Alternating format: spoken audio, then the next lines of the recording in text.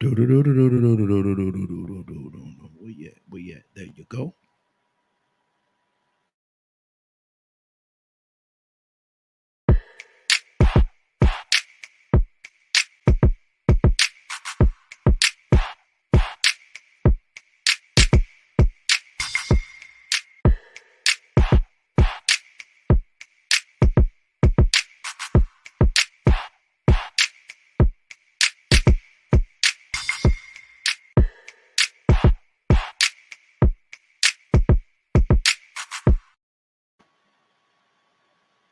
Excuse me. Well, good morning, good morning, good morning, good morning, good morning, and good morning, everybody.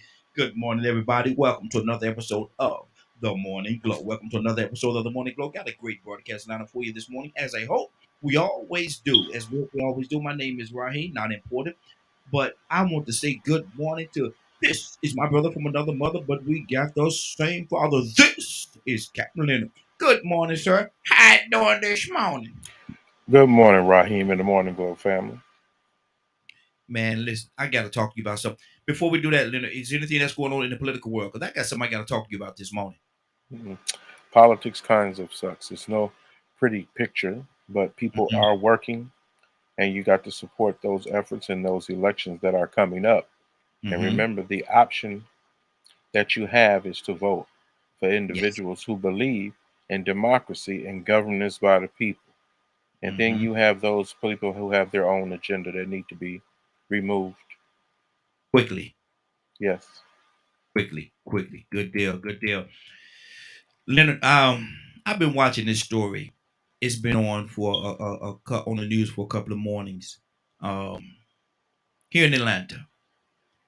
And there was a gentleman. He was a coach. I'm sure you know where I'm going. He was a coach, and he got into a confrontation with a student. He saw a video, and the Hmm. student was passed a bag between a girl and him, or vice versa, however that played itself out. And they said there was two guns in the bag, and Hmm. they had the little confrontation. And the boy got you could tell that the student was upset, was angry, and all that stuff. You know, when a lot of time when a kid get caught, they get a little angry. Good morning, Vincent. They get a little angry. He was trying to get the guns out of the school, so there's not a situation, a Columbine situation, whatever you want to call it. He was taking a stance to try to get those guns out of their school. Student pushed him, and he pushed the student back into the wall, and they had their words of blah blah blah blah. He's suspended. He got suspended because of the fact that and I understand. Family members are very it is in education. I'll just say it that way. And so I understand how that happened, and you're not supposed to put your hands on the students. But my thing is, Leonard, we talking about guns in the school, and who can and will get hurt from those guns being in that school. Do you think the district, whatever, I'm not gonna say what district it is. We know what district it is. We're not gonna put it out there.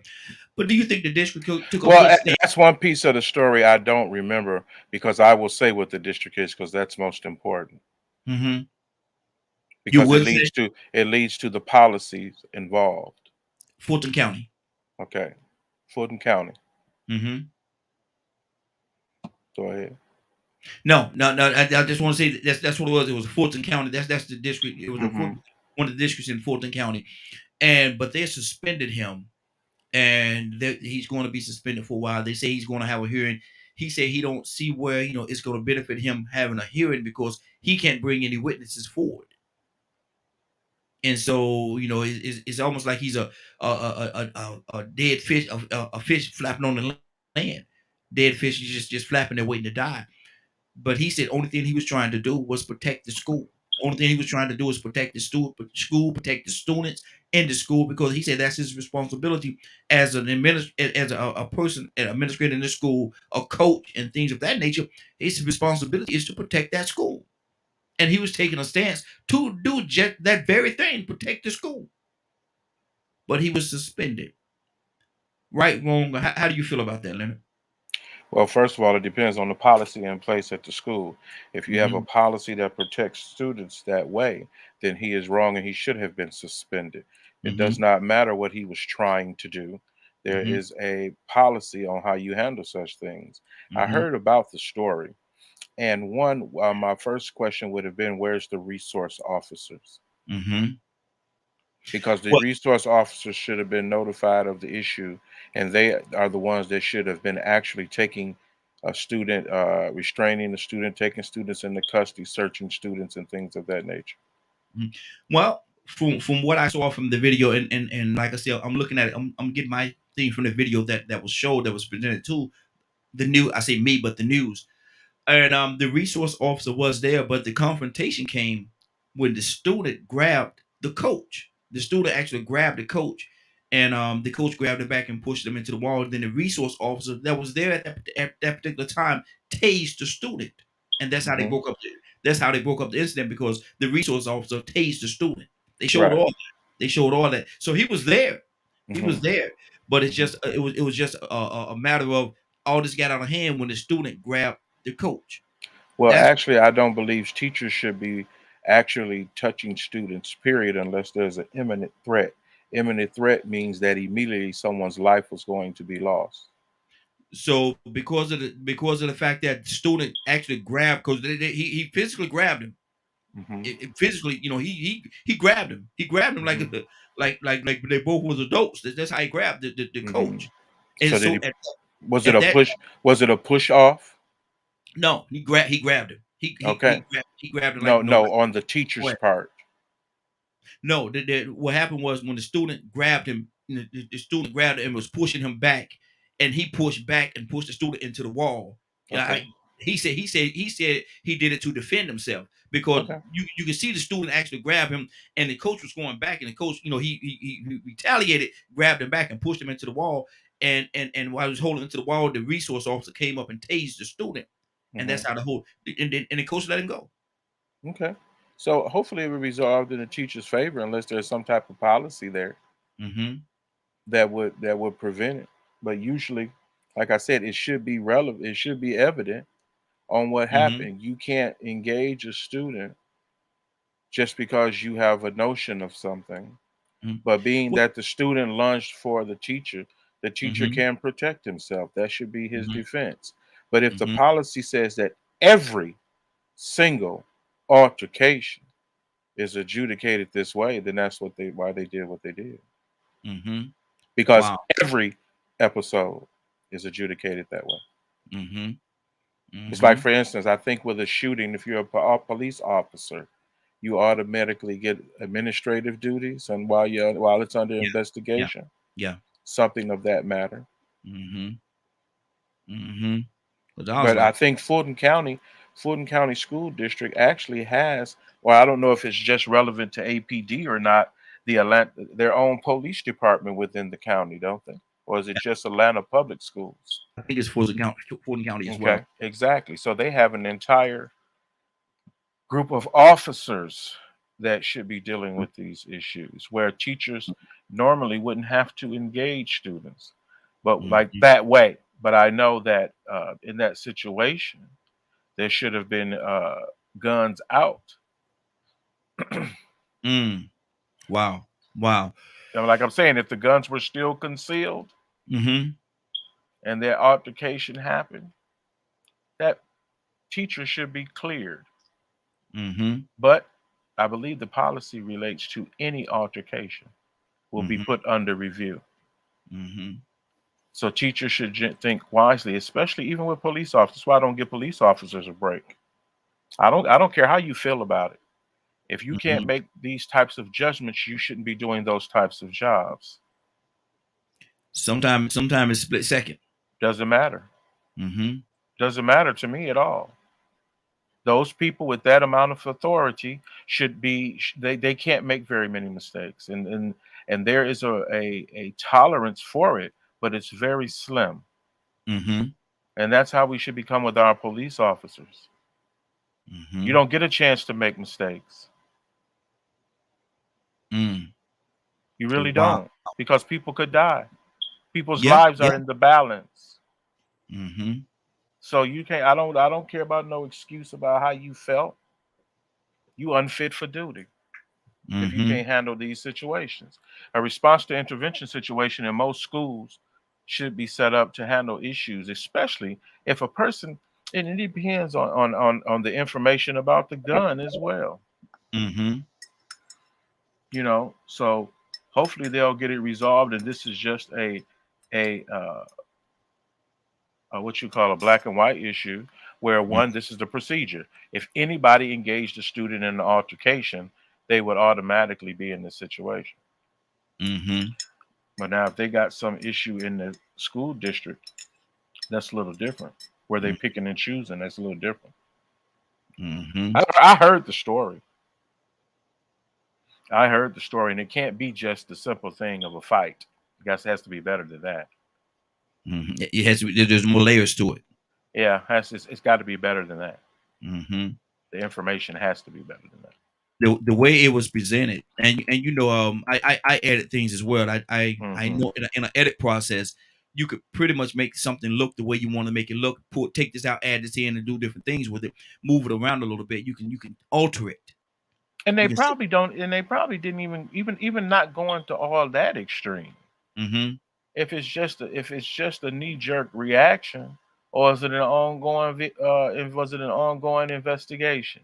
Does it have a history of exactly what happened prior to that? Yeah. I heard that there was some knowledge of the weapon at first. Mm-hmm.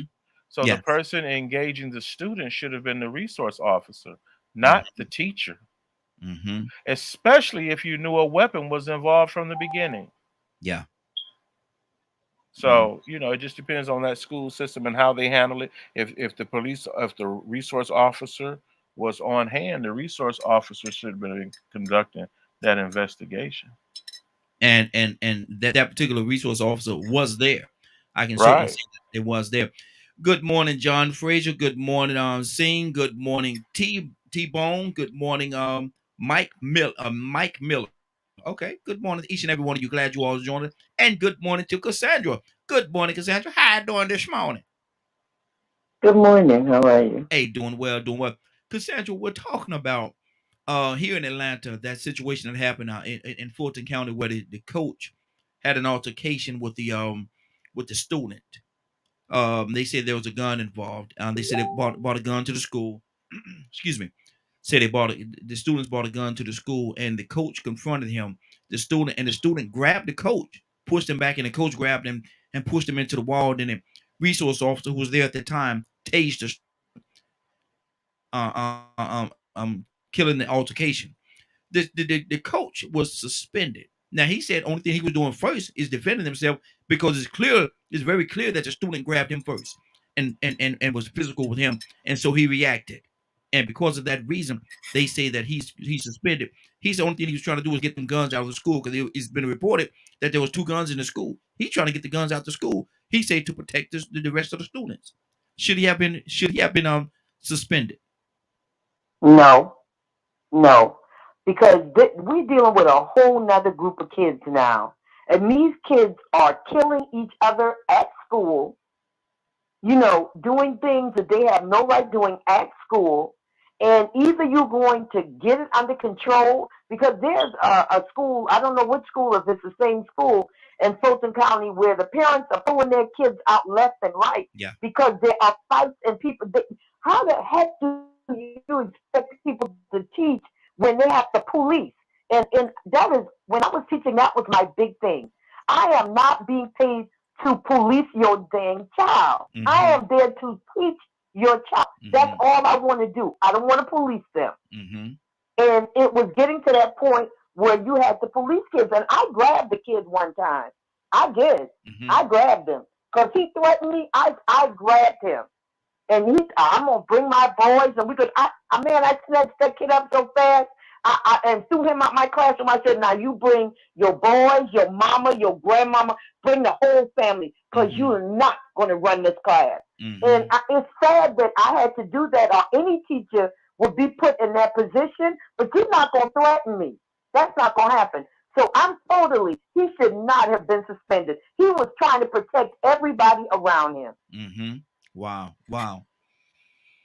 But what about, and Leonard was making a point about this earlier, what about, there's certain protocols in place where a teacher is not supposed to have an altercation with the student. If they have those guidelines, and they say that they're ruling it along those guidelines, do you do you make adjustments based on circumstances and situations like this? On what the circumstance is, Raheem, you're talking about a gun in a school. Mm-hmm. First of all, guns aren't even allowed. He had no person, no kid in there should have had a gun in their possession. That's illegal right there. So you want to justify something illegal by saying a guideline wasn't followed? I don't give a rat's ass. Excuse my language. Mm-hmm. As a teacher, because if a child comes at me, I'm gonna floor him. I'm gonna tell you right now. I don't care who your mama is or your daddy. Mm-hmm. Because these kids are out of control now, totally out of control. Mm-hmm. And you don't expect me to sit behind my desk and let him whip her whip my behind. It ain't gonna happen. I'm gonna tell you right now. I'll go to jail 1st. Mm-hmm. Bottom line. And your badass mama who thinks she's so bad, let her come and approach me, or daddy, whoever it is. Mm-hmm. Because that's ridiculous. Mm-hmm. Wow. Monique, good morning. How you doing this morning? Good morning. Monique, I know you've been listening this morning. What's on your heart about this whole situation? I think that the coach shouldn't have gotten suspended, and they really need to revisit on what the teachers, can and cannot do, Mm-hmm. because at some point, your natural instinct is going to kick in. Mm-hmm. Forget the rules. So they really need to revisit that, because when somebody's, pointing a gun at you or have a gun in their Right. hand and you don't know what they're going to do, your natural instinct is, hey, I got to, protect myself and the, people around me. So I think they probably need to revisit that. Okay. I'm kind of curious, and, what is the rule? What is the procedure? What is the guideline on, what you do in situations like that? Mm-hmm. It's one thing if a student, come up in your face, but pull a gun, all rules out the door. Mm-hmm. Wow. Leonard, at what point does it become dangerous when you alter or move the rules around to fit certain situations? At what point does it become dangerous, Leonard? Back up just a little bit. We could barely see you, brother. Well, first of There all, you go. students don't lose their rights because they go to school. And if it was a situation there, like I said, they have an entire law enforcement group there that is supposed to take care of these issues. So why the coach was intervening is the problem. And whether and I don't, was it a situation where an individual was pointing a gun at someone? No, they He knew was that just there was, under he was just under suspicion of having the gun at that point, right? yeah, the gun. They said the gun was on campus. They said they had they knew the gun was on So campus. they had a lot of information before they approached this student. Mm-hmm. That's why Mm-hmm. that resource officer should have been in the lead Mm-hmm. before they ever approached that student, because at that point the weapon, supposedly the weapon was still concealed at that point, I believe. Mm-hmm. Mm-hmm. And it was the issue of someone getting a cell phone knocked out of their hand or something. I don't know about Was the that cell phone. involved in that? Yeah. So I don't. the gun wasn't out. The gun Mm-hmm. wasn't seen. It was just still an allegation that the individual had the gun, right? Mm-hmm. Yes. So that individual should have immediately become a subject of the resource officer, Mm-hmm. because you had the information beforehand. Coach And should there not was have been another girl. engaging that student. There was a young lady that was involved, student that was involved as well, and they were trying to get to the bottom line of who this student is too.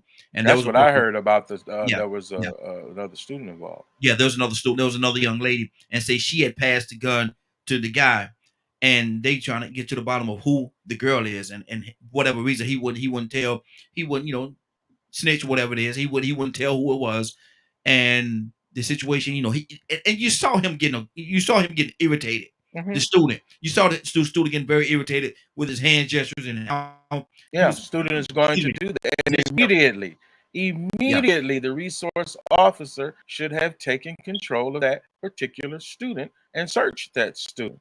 Mm-hmm. So why that student was not had not assumed the position or what have you and been the subject of that resource officer, I'm not sure of.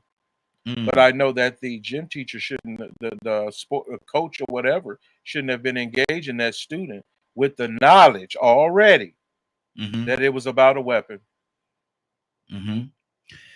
Cassandra, do you think in that instance, do you think that the coach had a closer relationship to the student than the resource officer, and maybe that was one of the reasons why he was the lead? Do you think that may have had something to do with it? Because there is a relationship between the students and certain coaches. Yeah, I don't know, but I still say no child is going to threaten me or get in my. I don't care now. Listen, I taught for 12, really more than 12 years total, but I taught for 12 years. I know, and the reason I got out is because kids were getting out of control. Most of my friends, and I've said this before, most of my friends that are educators are leaving. The really good ones, the ones I know that love what they do, because they feel threatened. They're afraid to be in their own classroom. What kind of mess is that? Keep your badass child at home and teach him yourself. If you cannot control, if your child cannot control himself in school, fighting, bullying people, bringing guns, all that, man, ain't nobody got the kids want an education. And if your child don't want it, get out. Don't come to school. Stay home and be taught by your parents who gonna let you do whatever you want to do. Because that's not what school is. There are rules and regulations. And like I said again, I wanted to teach. I didn't want to police your child, your badass child. Monique, what do you say to that, man? Because there's so many different layers on this thing, and like you said, the coach, they're investigating it. He said he don't understand why they're going to do that because he's not going to be able to bring any witnesses forward in his defense, and so he said he don't understand what this whole investigation is about. What do you say to that, Monique? Well, I was just kind of reading a little bit up on it. Is it an East Point, right? Is it the East Point situation? Took a stance and, so I think somebody had slapped the phone, out of his hand as well. And that probably could have triggered, something as well. But I don't know. After reading the article, it's a little sketchy. But I still believe that, teachers, should be able to, step in, especially, if there's other children around, especially for the safety, of the other children. Wow. Yeah. And that's a big part of my argument. Yes, there was some lines crossed. Absolutely, there was some lines crossed in this situation. But what was the motivation behind it? Was the motivation behind these lines being crossed to protect the school and the other students from this situation that could have turned out ugly? Had that gun come out and somebody used that gun in some kind of way, you got innocent people. Your parents send their kids to school to learn, not to get shot and held at gunpoint and all kind of other things, man. Maybe I'm jumping over certain obstacles here that I shouldn't be jumping over when I'm talking about this. But there's a potential. There's absolutely a potential that something very dangerous could happen when there's guns in schools. Leonard, what's on your heart, brother? You know what? Go ahead, Monique. No, I just want to say, it's real easy to say, what you should do, or, what the rules are. But when you're in that situation, sometimes all logic goes out the door and you're kind of just reacting because you don't know what happened, what could happen, because these children, they are very unpredictable. They're working off of something entirely different. Don't have no, there's no, okay, there's an adult, let you stop. Because I remember that's how we did. We respected certain things. So these kids are unpredictable. And sometimes you got to do unpredictable things to protect yourself. So, I don't know. Wow. Raheem, Yes, ma'am. Raheem, can I say something real quick? I'm sorry. Monique, I totally agree with you. Let me tell you, this is just an example. I've been working on a set right for the last 5, 6 days. And there are a lot of younger people. When I say younger people, like fresh out of high school, people that work on this set. When I tell you the conversations that they have, now you got a room where there are people of all ages, whatever. You the conversations that these kids have in front of elderly, senior people like me, yeah, she thought I was gonna F her. Blah blah blah blah, and I licked that thing, and I'm talking about no respect, no, no semblance of respect for older people. When we were coming out, man, we wouldn't dare say anything close to what these kids are saying now, just openly. Don't care who hear it. And the girls were, man, I was so ashamed to be a woman. I mean, because the stuff that was coming out of these young people's mouths, oh my God, these young girls, oh my God, no, no. So we have a whole issue with our young people right now. Not all of them, not all of them, but we got a serious problem in our community, man. Yeah. And I ain't talking about nobody else's community. I'm talking about our community. Wow, wow.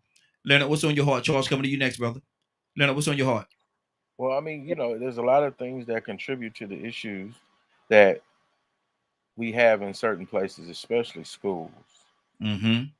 And say, for instance, if I'm hired to do something, 99% of the time I'm going to be doing that.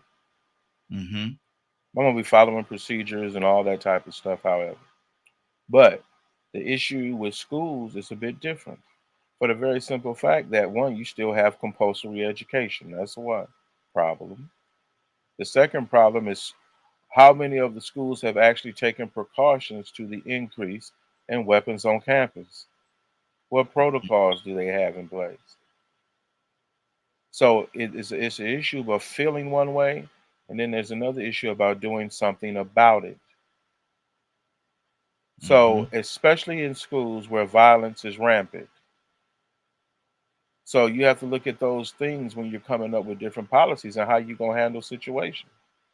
My old high school has had metal detectors and clear bags, I believe, for over 10 years or so. For over 10 years or so. And if you have a school system where you actually have to have a separate law enforcement unit, then most likely you should have some type of policies and procedures as it relates to securing the campus. So are you just paying people that ain't doing nothing? Or what's really going on? Why it ain't working? Why these guns in your school? You're there to control the students, not the other way around. And if you can't control the students, other matters need to be taken. Like, say, for instance, half of these kids need to be expelled from school anyway. Wow. Because of their behavior. Plain and simple as that. Teachers and staff members aren't babysitters. And then they're definitely not for kids who can't control their behaviors. So this notion that you continue to allow these children to endanger others is a serious problem. And your community is going to still have the same problem it's always had: failure to address the actual issue at hand. It's the kids. A lot of the same predatory activities happen in schools as they do in all walks of life, Leonard? No, because the goal is education. Usually individuals get in trouble because of their behavior. It's their behavior that causes them the problem. Not anyone else's. Wow. Okay. Charles, good morning. How you doing this morning? What's up, yo? We're talking about, doing good. We're talking about that situation that happened in the school in Fulton County where the coach was suspended. I'm sure you heard of it. When they had an altercation. We had an altercation with the student. What did he Well, do? he had an altercation with the student, man. They say that it was 2 students. Though. The male was in front of them, the coach and the resource officer, and may have been a few more people in there. But he was in there. And they was talking to him about guns. See, there was 2 guns. It was reported there was 2 guns in school. Say the gun was passed to him from a female, and they were trying to figure out who the female was, so they could pretty much find out what the gun is. The male student got irritated. You can see him physically getting irritated by his body demeanor and the things he was doing. He grabbed the coach and was shoving the coach back, and the coach grabbed him, and grown man grabbed him and pushed him into the wall and stuff like that. Then the resource officer tased the student. Now the coach Tase is the being student. yes. Now Mhm. the coach is being suspended, and he said only thing he was doing was first protecting himself because it's very obvious that the student attacked him first, grabbed him, and was physical with him first. So he said he was protecting himself. And the second part of his defense, he said, "Man, I'm trying to protect the students, man, because if there's guns in the school, I feel like I have a responsibility to do my part to get these guns out of the school." Should he have been suspended, Charles? We already know he shouldn't have been suspended. That's you know, everybody know he shouldn't have been suspended. Mm-hmm. He was doing his job, which is to protect the children. Mm-hmm. A lot of stuff goes, man. I've been listening to a few people talk, and it does go back to the home. A lot of stuff goes back to the home. No home training. That's crazy, man. That he can't. He's suspended. Now, what this does is tell the child that it's okay to do that. You understand? It tells children it's okay to hit a grown person or to push a grown person. Did the student get suspended? That part was that wasn't put out there. Rather, he wasn't. I don't know. They didn't even talk about that on the news. Neither did they. No. They didn't talk about a repercussion of what the student did. They talked about the adult. So now it tells students what they're showing, because if you saw what you saw on TV, so if they're showing only that and not that the student had gotten reprimanded, then other students will see this. You get what I'm saying? And all you do is keep perpetuating the same thing in the same community. You get what I'm saying? Yeah, yeah. So all these kids are just following suit when a bad kid, not a good kid, a bad kid only gonna do bad kid stuff. Good kids usually do good kid stuff. Wow. So your stance is, and a few people feel the same way you feel, that the coach should not have been suspended. Man, I don't even know. Is he suspended? He shouldn't have been no kind of suspended. I was gonna say suspended with pay, but he really shouldn't have been no kind of suspended, because they don't need to see that he was in. If it's on the video and everything else we do, we go by the video. You know, you really don't supposed to just go by the video. You're supposed to study it. But if other students, which I'm quite sure were around, and they stood up and said, "Well, this coach didn't do anything," and it was on video, because video had to come from another child videoing it, right? You understand? It didn't come from the school's video; it came from another child videoing it, and it showed that the dude was struck first, right off the rip. If you struck first, I mean, was it over? Are they saying it was overkill or something? Did he punch the kid in the face or something like that? No. Only thing he did, well, I don't want to downplay and say only thing he did, but what I saw that happened, the student pushed him, and he pushed back on the student, pushed the student and pushed the student into the wall, and that's when the resource officer came and tased the student, which killed the whole situation. And so he didn't beat him up, or he didn't do anything. He just pretty much, okay, you grab me, okay, get up off me. Basically. Exactly. Perfect. Yes. Wow. And they still suspended the coach for that? Yes, sir. So what does that, I mean, think about it. If you was a child, I'm thinking, man, I can get away with this. He got tased, but I didn't get suspended from school. I didn't get, like Leonard was saying, expelled.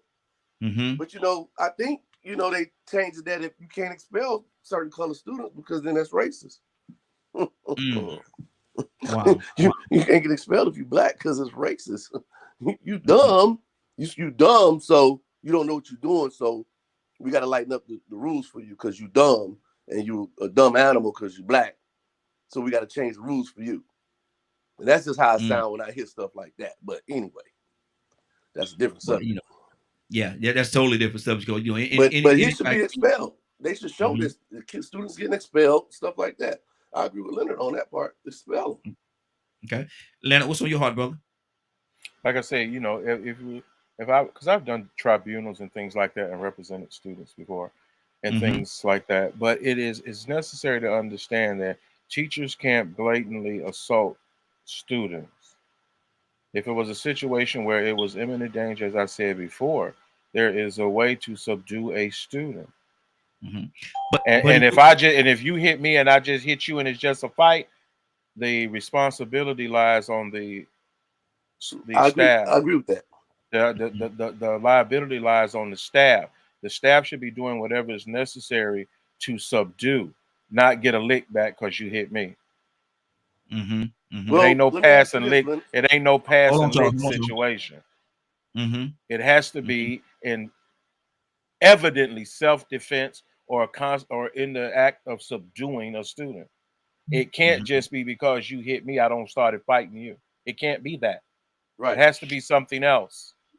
So You can't just fight students because you get mad and you don't like what they yeah, do.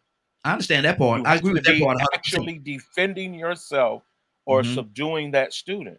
The teachers don't get suspended when they break up fights because Mm-hmm. there's an imminent fight. Students are Mm-hmm. fighting. You engage to tear the students apart. Whatever you need to do to subdue the students and stop the fight, fine. But you can't get licks in because you catch your elbow in the Mm-hmm. fight. So, Mm-hmm. Mm-hmm. so him grabbing the student or pushing the student back is actually, you're saying that's retaliation. Right. You really can't retaliate. But So my hold on, Charles. Hold on, Charles. Hold on, Charles. My thing is this right here though. Is he just supposed and we got a couple people on the phone line. I'm going to come to the phone line as well. Is he just supposed to let the student just push him all over the place and do what he want to do? Well, no, he Yeah. should have grabbed. But see, the problem with it is the resource officer was there. That Mhm. is the resource officer's duty. We're not Mhm. talking about a conversation that got out of control. We're talking about weapons. Mhm. but Mhm. aren't the We're males? talking about a weapons involved. Mhm. Mhm. But So, aren't the so males? if the resource officer is there, the resource officer is the person that should be forward, not Mhm. the coach. Okay. Let me go to the phone line. Hold on. We got quite a few people that's on the phone line right now. I'm gonna try to go in the order you called in. Toussaint, good morning. How you doing this morning? Toussaint, you there? Toussaint, wake up and go to sleep. Toya with a T. Good morning. How you doing this morning? Good morning, good morning. Man, you know what we're talking about that situation that happened over in Fulton County with the coach and the student, man, and the student. They Didn't said hear about it. you heard about it? Didn't hear about it. Okay, No. let me catch up to speed. What happened was there was a they said there was two guns in the school. Two guns in the school.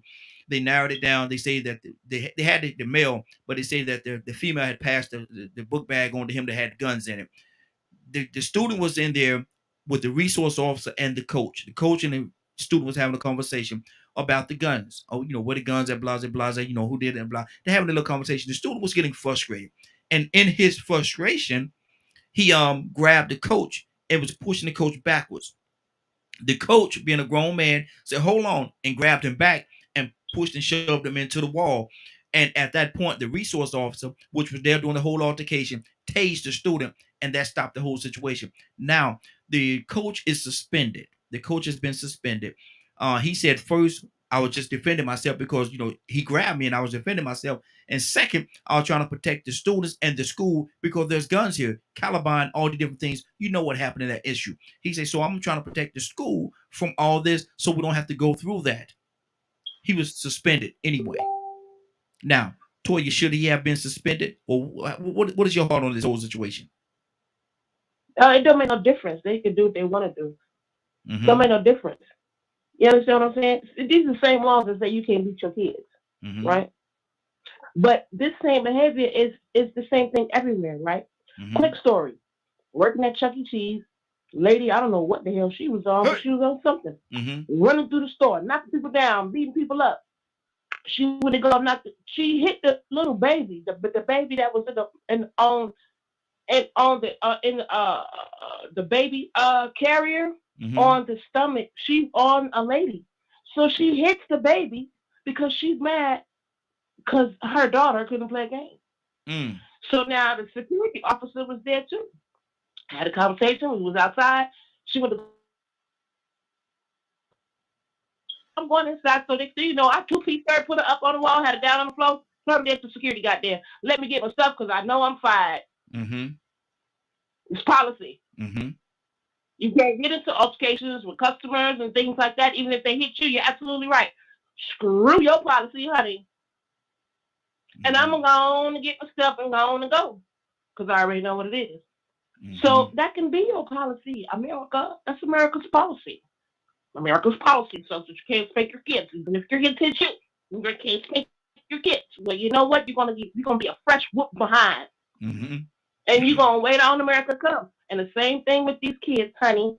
I'm at work right now, and if you get out of pocket, you're gonna be an adult. Mm-hmm. If you get out of pocket around me, it's going down. I don't care nothing about no policies. No, we're not gonna do that. And every time, it never fails. When it comes to us, it's always something. You know what I'm saying? It's like, you know, the Columbine shootings happened how? You know how many times they say that people knew? People had signs, people had conversations, heard conversations, and took it for a joke and didn't do nothing.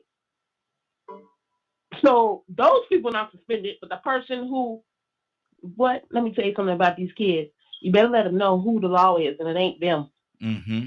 Because once you put your foot down, and these students, I'm talking about human beings, the spirit of demons. When you put your foot down and use your dominion, trust me, they all know who in the building. Mm-hmm. So if you're finding yourself in a situation like that as a teacher, you better call on the Lord, because we're not going to do no abuse by no student just to keep no job. We're not going to do that one. So all hail the coach. What's his cash app? So I can go ahead and send him a couple of coins, because we don't go out like that. Mm-hmm. Exactly. Curtis, what's on your heart, brother? Talk to me about this situation. What do you hear? Should he have been suspended? Curtis? I'm here right here. I had to hit the mute button.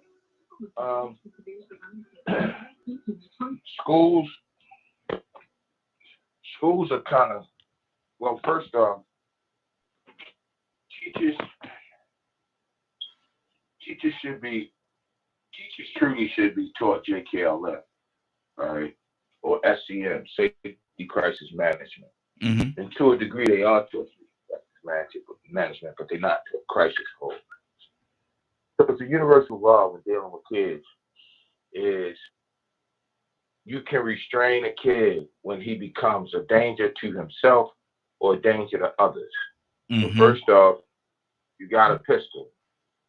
You got the guns, right?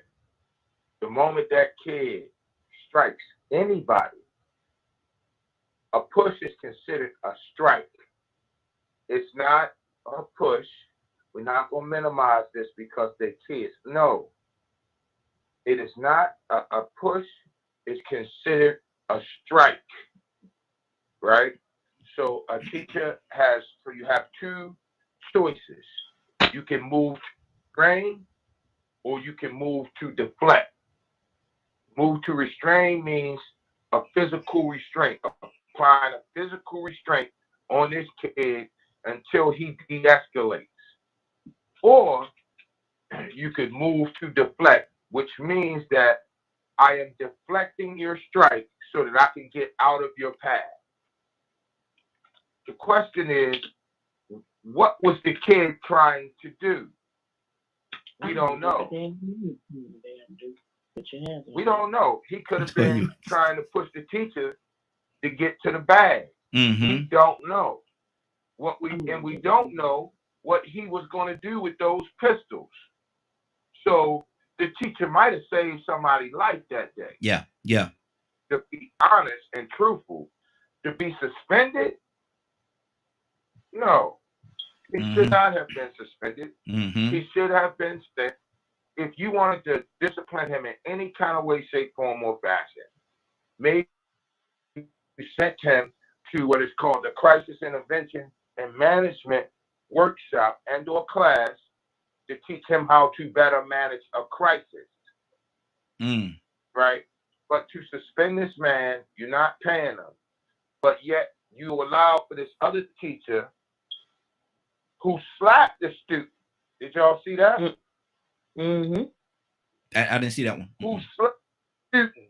You allowed for him to retire immediately with full retirement. Mm-hmm. Wow. The student did not, the student that got slapped did not move to strike. See, that's the difference here. When that student pushed that coach, a push is considered a strike. Wow.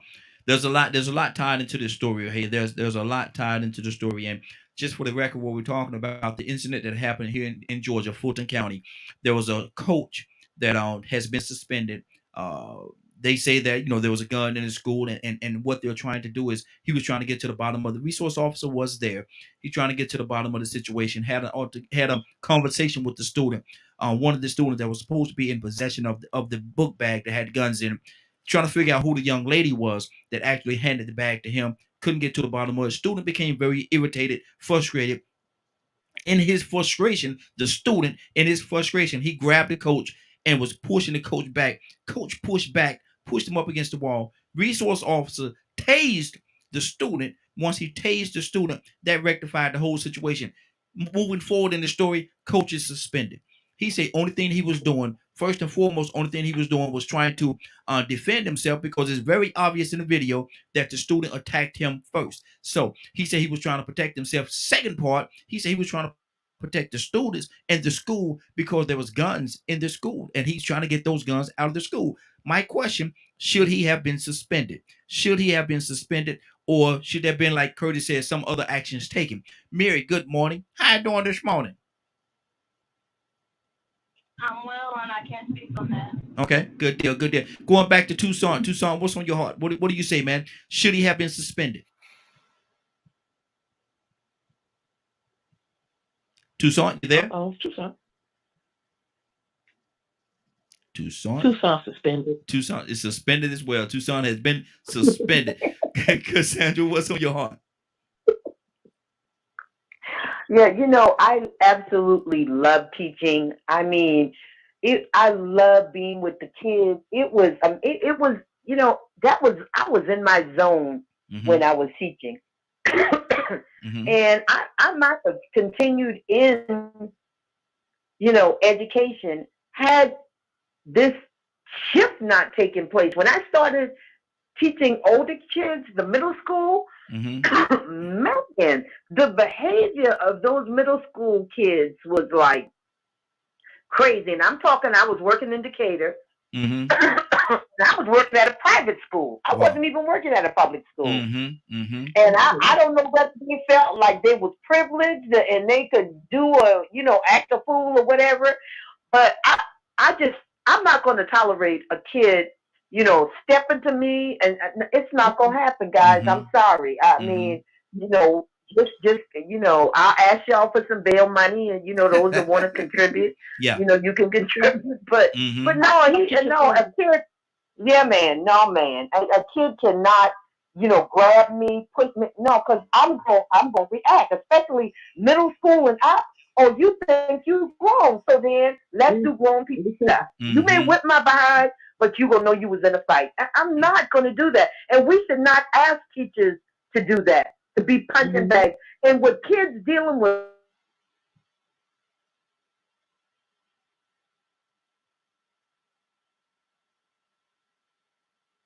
having an event for talking about gun reform with Sandy Anglin.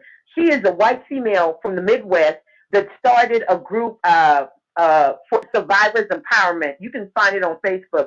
But she's coming down, and she's worked with families from Parkland, Sandy Hook, all of that. And she's just volunteering. Her and her husband are going to come down and do a thing about what is happening with our schools and our young people and the violence. So we got to do something. And I'm always with Leonard when it comes to, we got to educate and teach ourselves, what do we do to stop the problem? And Kurt, our thing is, how do we stop the problem? You know, because kids are getting killed every day in these schools or hurt. Mm-hmm. Exactly. Charles, what's on your heart, brother? And she's absolutely right, man. It's happening every day. And it is sad, man, that it is happening at the rate that it is happening. So Charles, what's on your heart, brother? Talk to me. But what rate is it happening? We don't hear about it. Why not? We don't hear about it. Just because now I'm not doubting anyone. I'm agreeing with y'all, but I'm asking a question. We don't hear about it unless it's a certain But we do hear about it, Charles. Not nationally, not really. We really don't. Oh, okay. I know in Atlanta, almost every day you're seeing situations where parents are rushing to the school because there's a big fight breaking out in DeKalb or Fulton County. Those are the two that I've heard. I ain't heard nowhere else. Those are the main two that I've heard, DeKalb and Fulton County. Almost every day you're seeing some news report. And it's ridiculous. I'm sorry, I didn't mean to interrupt. But you really don't hear about it like don't y'all it's a bad problem. I'm agreeing with you. But we don't hear about it like enough to say, not enough to say, but people look at it as if that's not my problem. You know, when we know it's something to do with the parenting, we know that we shouldn't have to ask teachers to go through this because it's kind of crazy. As kids, you know, we fought as kids, but we did have more respect. Like somebody was saying, when an adult walked up, we changed the way we talk. Yeah. You know, my son has enough sense to do that. I said, bro, I know how you talk when you're not around me, but I know you respect me too. But it's a lot of dads not in the home. A lot of people are not paying attention to these kids. So you got kids to do something like, what is a kid in this is high school doing with a gun? You know what I'm saying? Why is that a worry in the high school? Why is that a worry? Let's get to the core of this thing. Why is it even a worry in high school that you got to worry about a kid with a gun? And I'm talking about, somebody earlier said, forget everybody else. We're talking about high schools that our kids go to. So the coach pushed them and protect themselves, but the coach got to pay the price. Who said they don't care about policy on here? I'm quite sure. When you're dealing with a coach is going to be a coach. Coach was probably one of the guys who's going to cuss you out if you ever play sports. Yeah. You know what I'm saying? Yeah, coach going to put you in your place now. Right. Usually, he the one going to snatch you up anyway. So that's a coach, man. I mean, it doesn't make it right or wrong as a coach, but I'm just saying, come on, y'all. I mean, sometimes we put a blanket on everything and make it all got to be one little thing. But we know these students are an issue. So what's the next step? And we know where the issue coming from. So what's the next step? How do we fix it? Right. How do we fix it? Okay. I understand your question. Good deal. Tucson, I heard you in the background, brother. What's on your heart? So I'm sorry that I have a 9 to 5, but it's actually a 5 to 2 or 3, something like that. But anyway, what are y'all talking about? What are we frustrated about today? Well, there's a situation, a gun situation in the school. The coach intervened with the student. Student got upset, got irritated, grabbed the coach, pushing the coach back. The coach, being a grown man, pushed back on him, pushed him into the wall. Resource officers tased the student. Stopped the whole situation when he tased the student. Right, but the coach in the process has been suspended. He said, first, I was protecting myself. You saw the man you saw the young student attack me. I was protecting myself. And second, I'm trying to protect the school because there's two guns in the school somewhere. It could be very dangerous to everybody. Should the coach have been suspended, Tucson? What, just reality for a minute. If you put your hand on a child, what's going to happen to you? I don't care if you're right or wrong. In this society that we live in, regardless of right or wrong, if you put your hand on a child, what do you think will happen? That's the first thing. In the not thinking, if you don't think before you act, you know what's going to happen. You in the wrong. In this society we live in, I'm not talking about when we were growing up, because I had some coaches. I quit playing football because the coach grabbed me around the collar.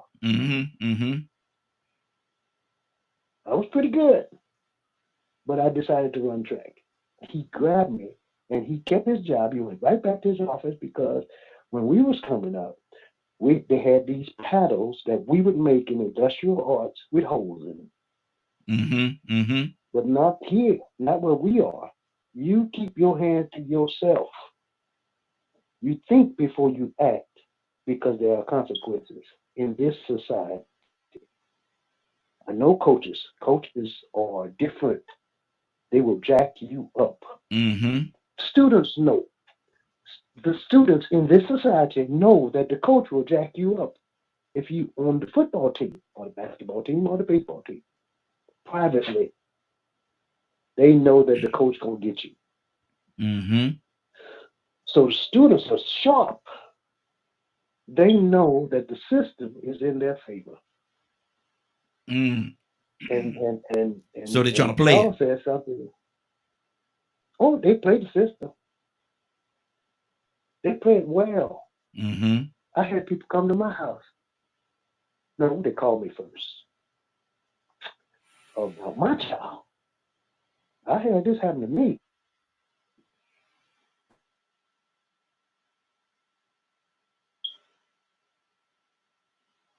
They said, Mr. Toussaint, this is very, very serious matter. I said, okay, you come on. But what I'm saying is that if I know that he feels like his job is part of his job, they tell him part of his job is to do certain things. But in this society also, there's people, when you make your decisions, they will pull the rug from under you. Let you stand on your own. And we know that. Yes, sir. Yes, sir. We know it. So you got to think this thing through, because you can't live and conduct yourself by part of the system. You got to deal with the whole thing. Absolutely. Otherwise, you'll be at home waiting for a paycheck. Absolutely. Absolutely. Badger, good morning. How you doing this morning? Good morning. What do you hear in this whole situation, Badger? Should he have been suspended? The coach? Yes. No.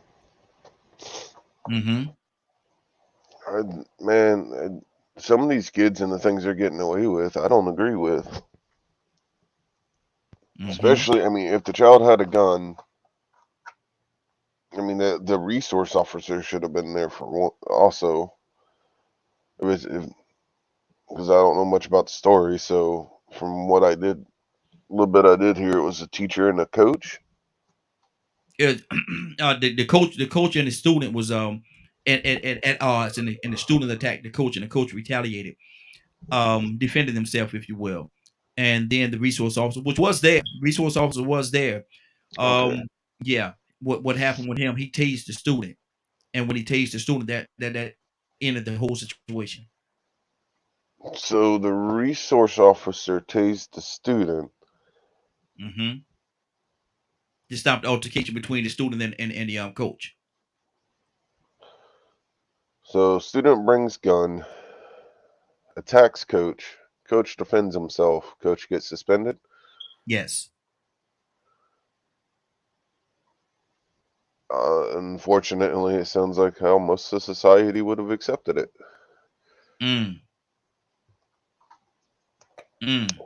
Because I swear the teaching mentality that some people want us to have is, even if you're attacked, you need to just sit there and take it, otherwise you'll be punished.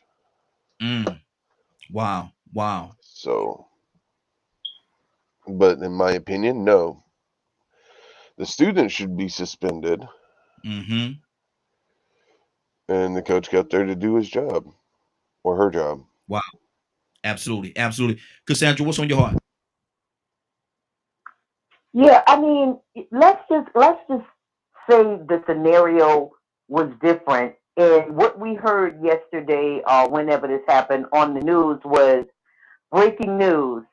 Mm-hmm. Student shoots 5 people, and I mean, Yeah. what would we have preferred to hear that side of it? Mm. Is just to me, you know, okay, you don't like the fact that he pushed the kid. I'm sorry. He would once. No, man, no. Once you put your hand on me, it's all bets are off. All bets are off. Once you put your hand on me, it's a wrap. We are not going to do that. That's one Mm-hmm. thing. I don't care what the guidelines say. Mm-hmm. You're not going to put your hand on me because unless you in a special ed class, and I know that you just not responsible for what you are not going to put your hands on me. And we Mm-hmm. have got to stop letting these kids get away. That's what eh, kids are so out of control right now. Not all kids. I repeat, not all kids. But you have kids that are running their homes, running their schools. Heck no. Mm-hmm. Heck no. Mm-hmm. Mary, Mary, do you think a lot of students are out of control? I think a lot of people are out of control, so why should students be any different? Mm. Mm. That's good. Mary, you talking directly to your phone? Oh, you going to the car? Hold on, sugar. Can Okay. you hear me better now? Much better. Much better. Now say that Oh, one more I time. probably sounded really bad. Do you think students are out of control? I think people in general are. I feel Mm-hmm. like you can't, and I mean, I get it, kids versus adults, and that, but you can't have out of control adults and expect children to just be well behaved. That doesn't make Mm-hmm. sense, Mm-hmm. especially with technology and social media and peer pressure and influences and the want to do things. Like children are losing their virginity before they're supposed to, Mm-hmm. or before people usually do. Like I know a lot of my peers, they lost their virginity before they were even double digits. You weren't even Wow. a preteen yet, Mm-hmm. and they lost their virginity that Mm. early. And now kids are experimenting even younger, doing makeup. Even like kids don't look like kids no. So why Mm-hmm. should you expect them to act like kids if they don't carry themselves to want to be a child at the time? That doesn't make sense. Wow. Wow. That's true. That's true. Leonard, talk to me, brother. What's on your heart? Nothing. I think that people have to realize that you have allowed school to be ran a certain way, and if the community or what have you is tired of that way, then you have to go to your boards and insist on things change. We just had a law get Mm-hmm. elevated to the highest, one of the highest courts in the land, just about wearing a hairstyle to school. If y'all got Mm-hmm. hairstyle problems, what makes y'all think y'all ain't got bigger problems? Mm-hmm. Come on. Or and then some of you wash your hands when you send your child to school as if it's somebody else's problem. Mm-hmm. I'm not for compulsory education. I don't believe that people should be forced to go to school at all. So, my views and things like that are very different. However, I do then know that there's a need to protect students and everywhere they go. This is no different than the approach by a lot of the police. Mm-hmm. This is not a whole lot different with who gets immunity for what. So if Mm-hmm. you're going to have a system like, say, for instance, I know schools that have worked it out very well, and they apply the necessary pressure that's necessary, but they don't Mm-hmm. do it every other day. Yeah. You have to Yeah. do it every day, all the time. And you have to do it across the board with everybody. If everybody else in that school gets suspended, then the coach gets suspended. It does not matter what he was doing. Mm-hmm. Wow. If for Wow. whatever reason that policy does not protect those staff members, you can't say, okay, I think that he was within his means, and then, okay, I think he was, and I think he, and then everybody all over the place with it. It has Mm-hmm. to be a one policy that everybody has to adhere to, not picking and choosing or what have you. So whether or not the police always think they're getting attacked. The police always are thinking that they're in the right. Well, they were going to do this and they were going to do that, but they didn't. Mm-hmm. This is what happened. This is the facts of this issue. Mm-hmm. not the one in another state. It's what happened right here. And if that staff person was seen aggressing or escalating the situation, go ahead. They are going to be suspended, most likely. That's what it sounds like. Okay, I think I have an issue. That's. Can you hear me now? But you are skipping. I can tell it's skipping very bad.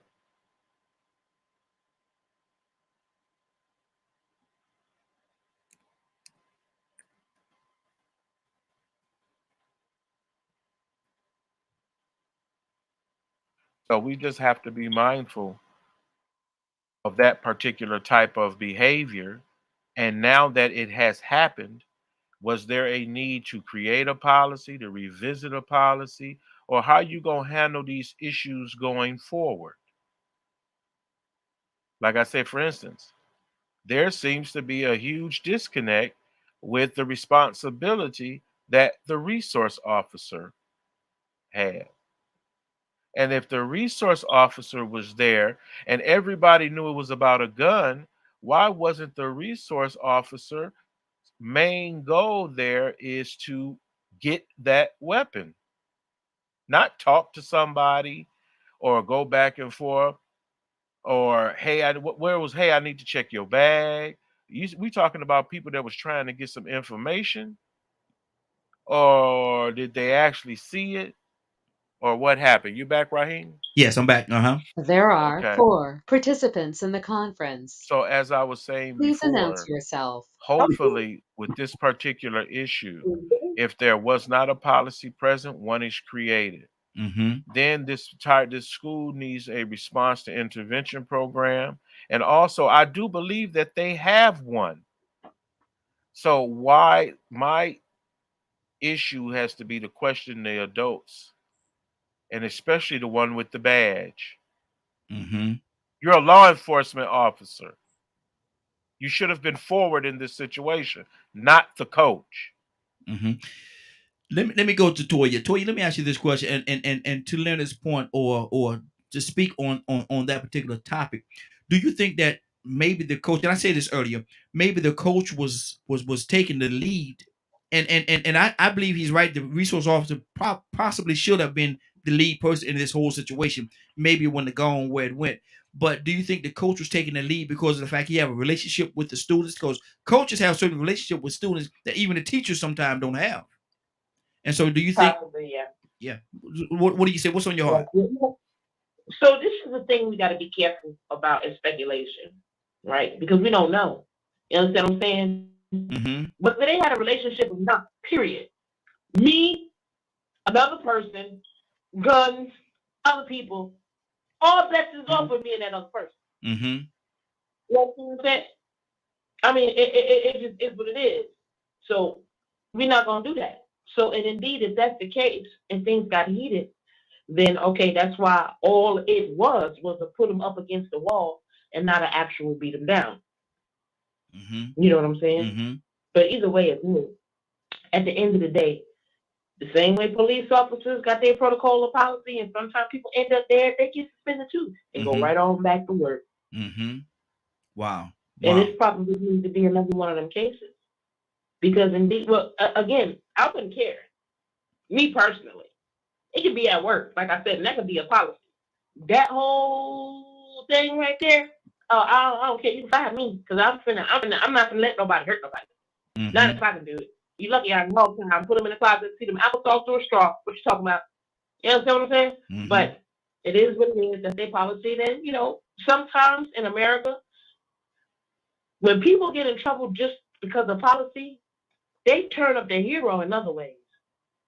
You know what I'm saying? So at the end of the day, I think this guy's gonna be okay. You know, if that's your policy, fine. You know what I'm saying? I don't want to break your policy, but your policy is like a machine, and sometimes it don't know the difference between right and wrong. And if I feel like I need to go outside of policy to save lives, let's call losing my job collateral damage. Wow.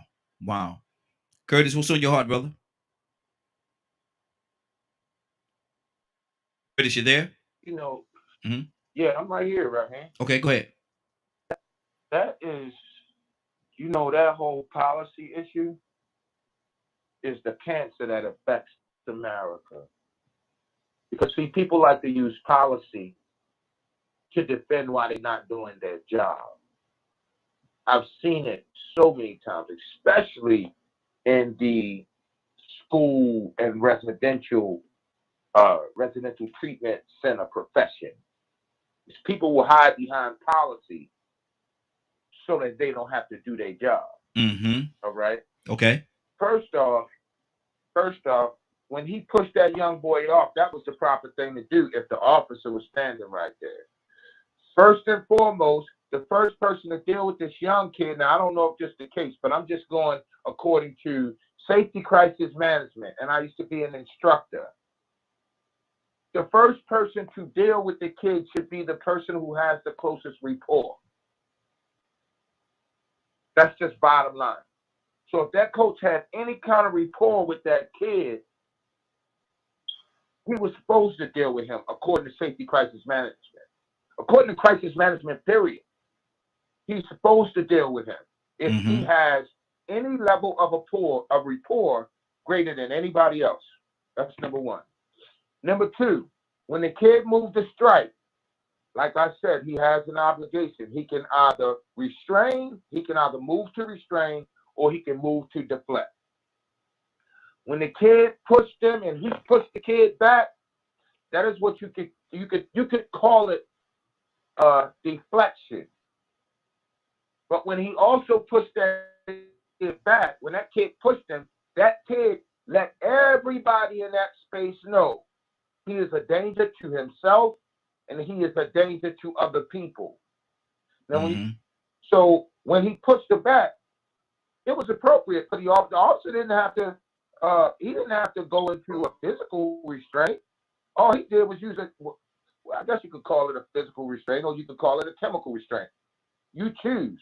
But that taser will restrain you. All they did was restrain an aggressive kid. Right? But here's the thing, and I'll end with this. It is shameful that you have given, or we have given, control of our school system to a group of people who realistically don't know how to make healthy choices. And that's a problem. The problem is you got this teacher, real talk, I'm going to tell you, probably the principal was scared of the fallout. That's why the teacher suspended. The principal was probably scared of the fallout, didn't want this all over the national news, so they moved to do something to quell the situation. So the best thing to do is suspend the teacher. Wow. It's probably some personal things going on with the coach and the principal. But anyway, that's besides the point. Okay. Good deal. Good deal. But what I've seen, y'all right in my wheelhouse. What I've seen is things like this get somebody suspended, and it's primarily because the leadership had something against that person that was involved. Wow. Rico, good morning. How you doing this morning? Man, I can't complain, man. Welcome to a beautiful new day, everybody. Hey, welcome to you as well, brother. What are you hearing? I know you've been listening, brother. What's on your heart, man? Should that coach have been suspended? Was he right? Was he wrong? Was he totally off base? What happened, Rico? From what I figured or heard so far, my information is that the boy had a gun, right? Yeah. They had two guns. They had 2 guns. Yeah, 2 guns in the school. Yeah, he did right. It's plain and simple. He did right. You know, we have enough history of what guns in schools would do. And then you got to ask yourself, you know what I'm saying, why would he even have them now? You know, even, I mean, it couldn't have been accidentally. So if he was there to show off, you know what I'm saying, it could have went off and hurt somebody accidentally. And if he was there not to show off, he probably was there to show out. Yeah. Call a big scene. So, yeah, he did the right thing. Because had he not done that, I think I heard Cassandra say earlier, the story could have been completely different. Then we would have been calling the coach a coward. Like they called the cop down in Florida. You remember how they talked about those policemen?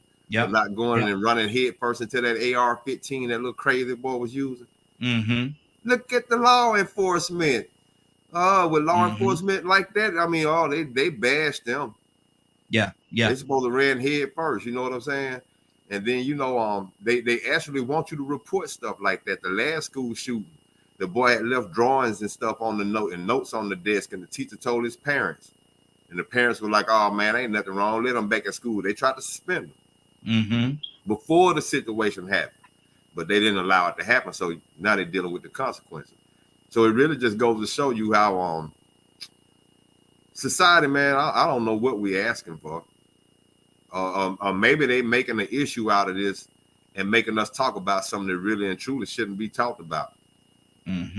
This should be automatic that he did that.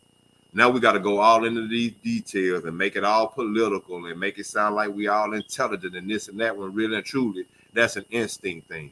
We learn from example. This life we live, we have seen different things happen, and we know now these two things don't add up.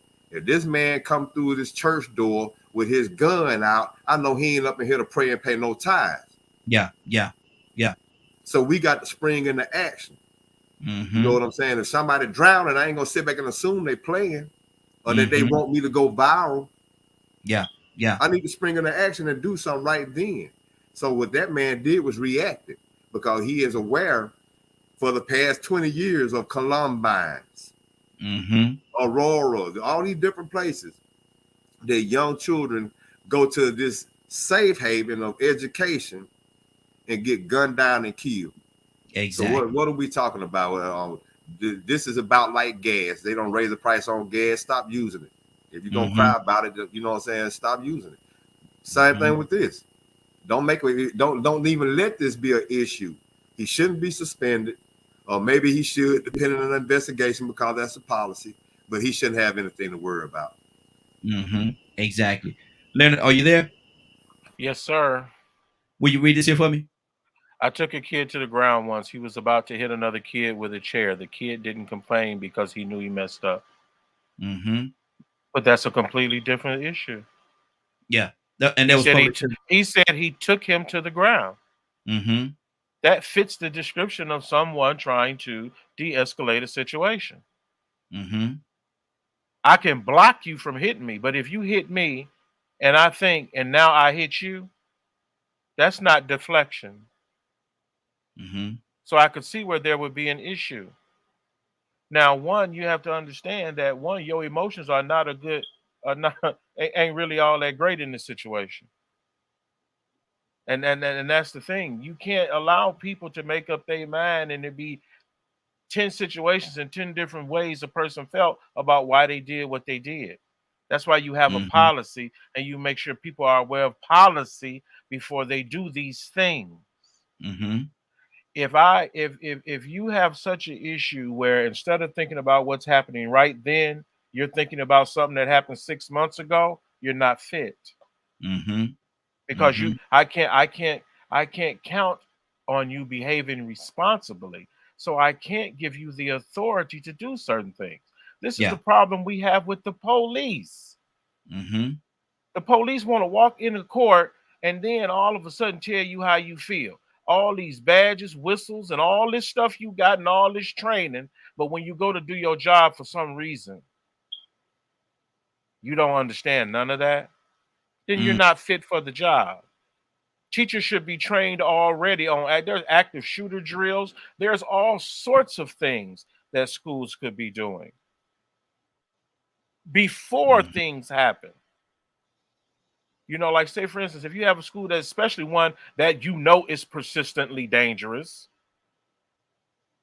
there should be protocols there already. Like I say, for instance, everybody, well, I feel like this and I feel like that. That ain't no way to adjudicate someone's life based on how you feel that day or what happened in the news. You have to have policies and procedures that tell you how to act in these particular situations. And you don't relax them just because you think a person may or may not have been in the right.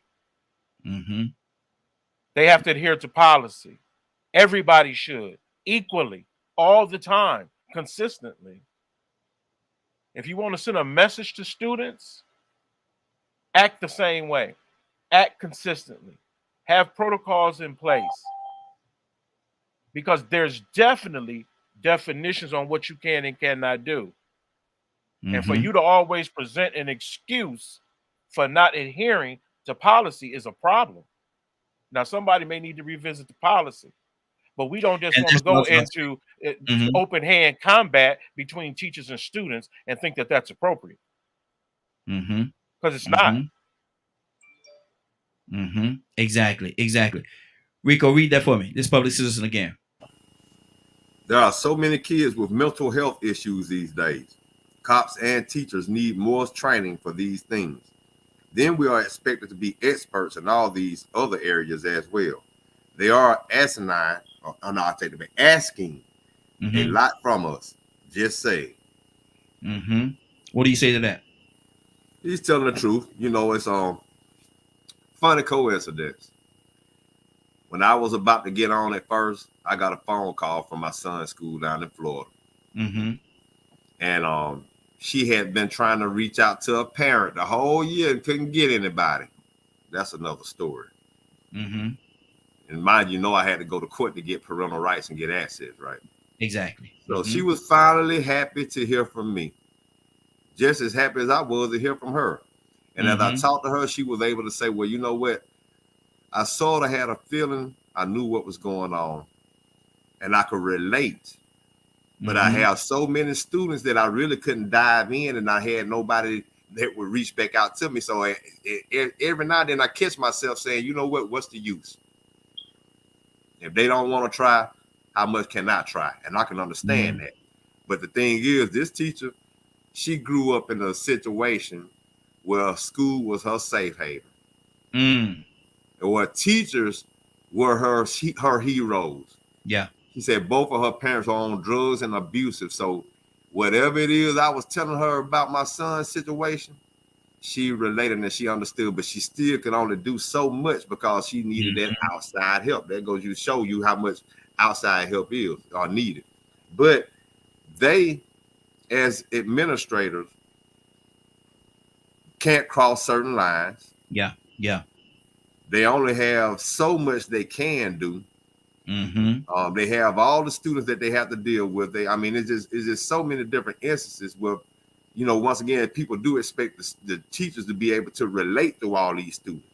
They don't know this student is having a beef with this student. They don't know about the text message. Look, they have to deal with students having cell phones in school now.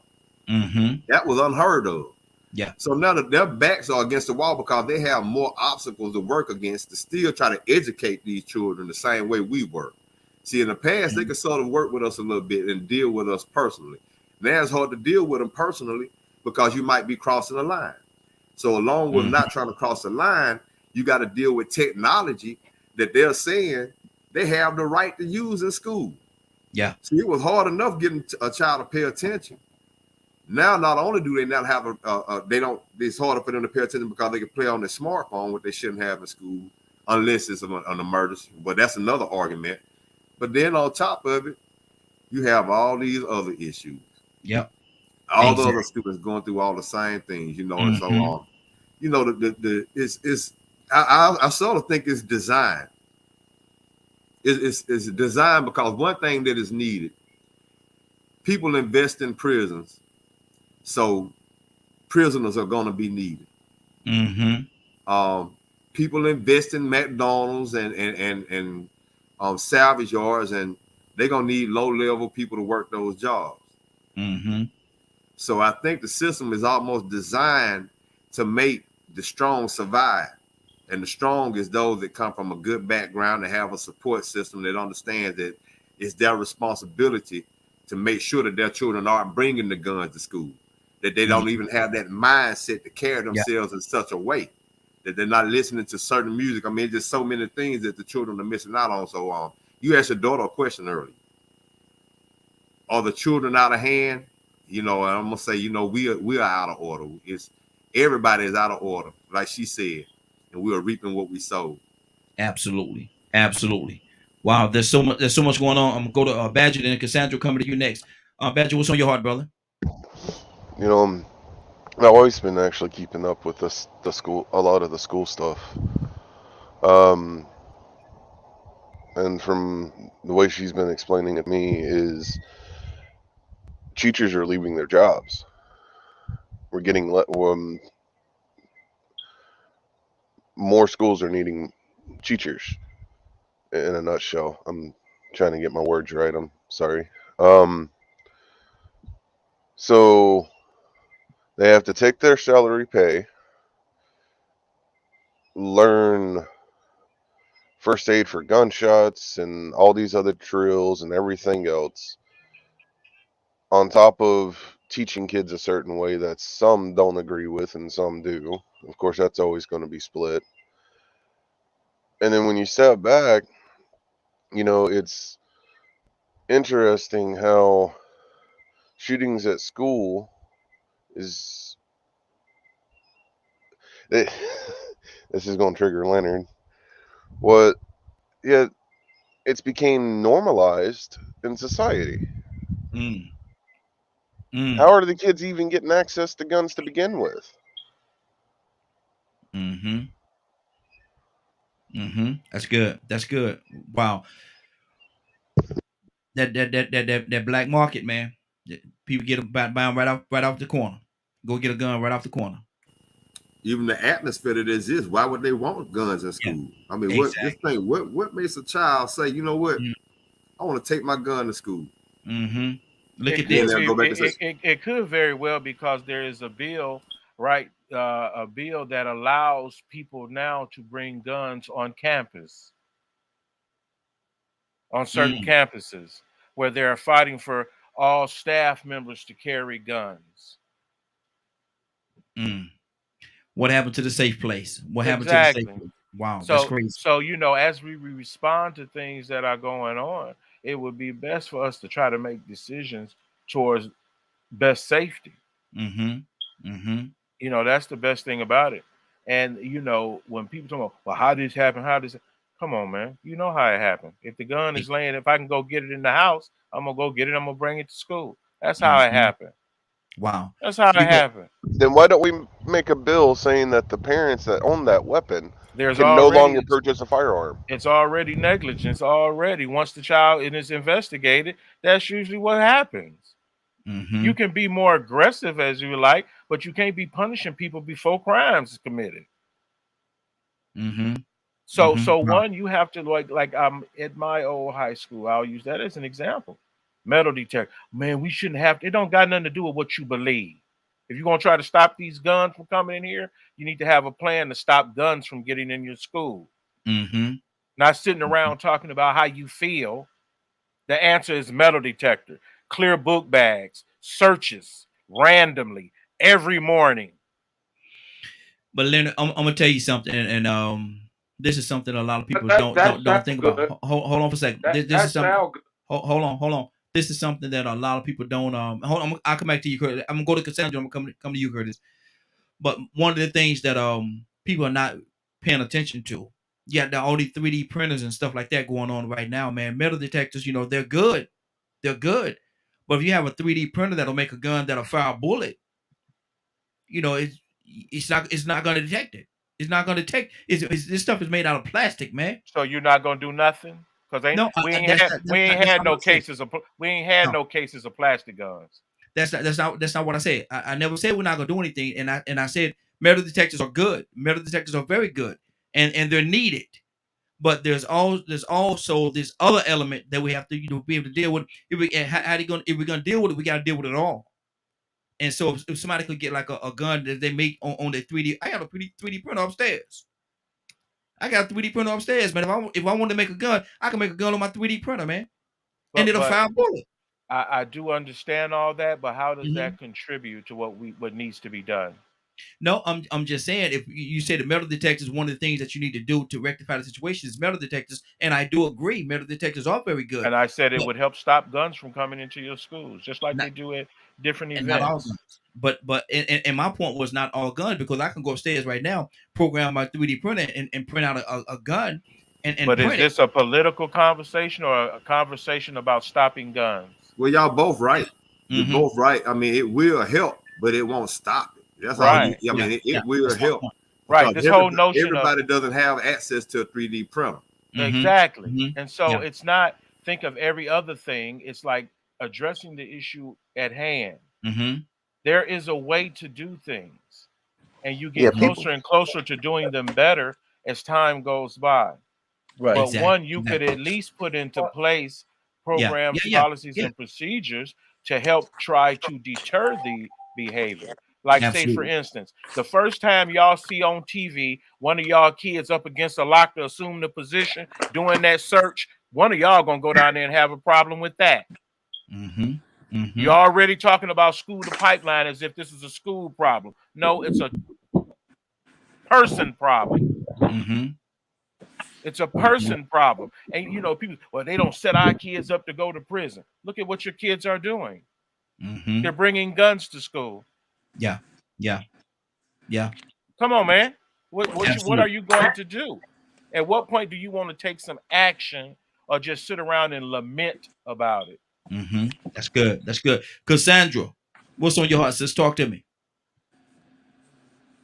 Yeah, I love the idea of metal detectors. I've been felt like they should have metal detectors at these schools because the kids are getting a gun in some way. And let's not forget that the reason a lot of these kids are bringing guns into school is because of their gang activity. And the gangs get guns like you selling them at Walmart. They literally have that type of access that is just like going to Walmart and purchasing a pair of socks. So their groups get them what they need to do whatever it is that they're trying to do. So there's that criminal element in a lot of these high schools and middle schools, actually. These gangs are recruiting these kids younger and younger, and these kids are doing whatever it takes to be a part of those gangs, and they don't have any fear about popping you or anybody else. So that's why I say I didn't want the guy to be suspended because of this kid. Suppose he had reached and grabbed that book that he may or may not have known a gun was in. I don't know whether the gun was in there or not. But suppose he had gotten that. How many people could have been shot before he was subdued? You understand? So my thinking is I want to protect the kids that are there. Nobody wants to go through that day after day, you walking in fear of going to school. And I deal with a lot of teenagers. That is their number one thing. They are fearful of somebody picking up or bullying them. That's their number one concern instead of learning. Wow. Curtis, you wanted to say something, brother? Yeah, first off, let me tell y'all something, man. Listen. The metal detectors, the searches, all that's going to be shot down. Here's why. It's going to be shot down because people are going to say that you are in violation of their right to privacy. If you do the clear book bags, that might be shot down because the women are going to say you are in violation of their right to privacy because what happens, people get embarrassed if they got, the girls don't want to get teased because they got tampons or maxi pads, this, that, and the third. No disrespect to the women, but we just going to call a spade a spade. The idea that somebody may have a 3D gun is very prevalent. We are not in 1980, 1985 anymore. It is very prevalent. Outside of that, here in Baltimore, guess what they've been doing? Do anybody know what a dummy gun is? No, I don't. Okay, a dummy gun is something that you can order offline. It is all plastic. You hear me? It is all plastic. Yeah. Right? So you order it offline. It comes with instructions on how to put it together. And guess what it does not have on it, right? It has no serial numbers. Yeah. You understand? So if you don't have no serial numbers on a gun, you can't even realistically, you can't even trace where that gun was purchased. Right? The bottom line is this right here. To our gun rights lovers and gun right toters, whatever. I like guns too. But there comes a time when you have to admit that the fluctuation of guns consistently to our communities, consistently into our society, is not helping. There used to be a saying, Hey, bro, there used to be a saying they used to say, the only way to stop a bad guy with a gun is a good guy with a gun. Right? Yeah. How do you tell the That difference? sounds ridiculous. How do you tell the difference? That sounds ridiculous. One, how do you tell the difference? Two, all you did was just put two guns out there instead of one. The easiest way to stop the gun trade is to stop immediate straw purchasing. That's number one. Stop the ability for someone to sell a gun and it not be traceable. Right now, you can sell, Raheem, you can sell me your gun. You don't have to report it. Yeah. Exactly. You see what I'm saying? Right now, a person with a severe mental illness can buy a gun. Come on, y'all. Absolutely. Come on. Absolutely. That guy just saved one of our kids' lives. Baba, you let me get 40 on two? Good deal. Let me go ahead, finish your thought there, Curtis. You got a few people just called in. I was just ready to finish it up and say, come on, we gotta face the reality of this thing. He just saved some lives, man. And his reward is getting suspended. We got Bishop. We got Bishop on the line. We got another. Somebody had something personal. Yeah, we got another caller from the 601 area code coming to you next. Hold on, Bishop. Good morning. How you doing this morning? Oh, good morning, man. Good to be here. Good morning to everyone. Hey, good morning to you as well. What's on your heart, Bishop? Was he right? Was he wrong? Should he have been suspended? To protect the lives of so many others, man. No, he shouldn't have been suspended, in my honest opinion. He not only saved lives, but he put his own life in jeopardy. And I know everyone has their policies and things like that. They want to investigate, and some of that may be necessary. But if the case is just clear cut, then no, he shouldn't have been. And I agree with you and Leonard. Both of you have a good point, and then Kirk topped it off with what he was saying, because he got these guns that they can make that's all plastic. But the metal detectors in the school would be able to minimize the access entrance of a weapon into school property. However, whether they take the gun on the school property but don't take it into the building, they leave it outside, and they wait for the opportunity to come in some other kind of way to enact their violence. So there's always that angle that some perp has sought out to see how they can get it in so they can demonstrate what they want to demonstrate. So these kids are actually going stark raving mad as far as I'm concerned. Want to be a part of a gang. I was talking to a friend last night whose son wanted to be initiated into a gang and got his tail whooped because that's the initiation. But then you get home and he all beat up. And parents like, what happened? Well, some kids jumped me at school. So then the parents go up to the school and raise holy sand. When they found out this boy that was the initiation, he denied it.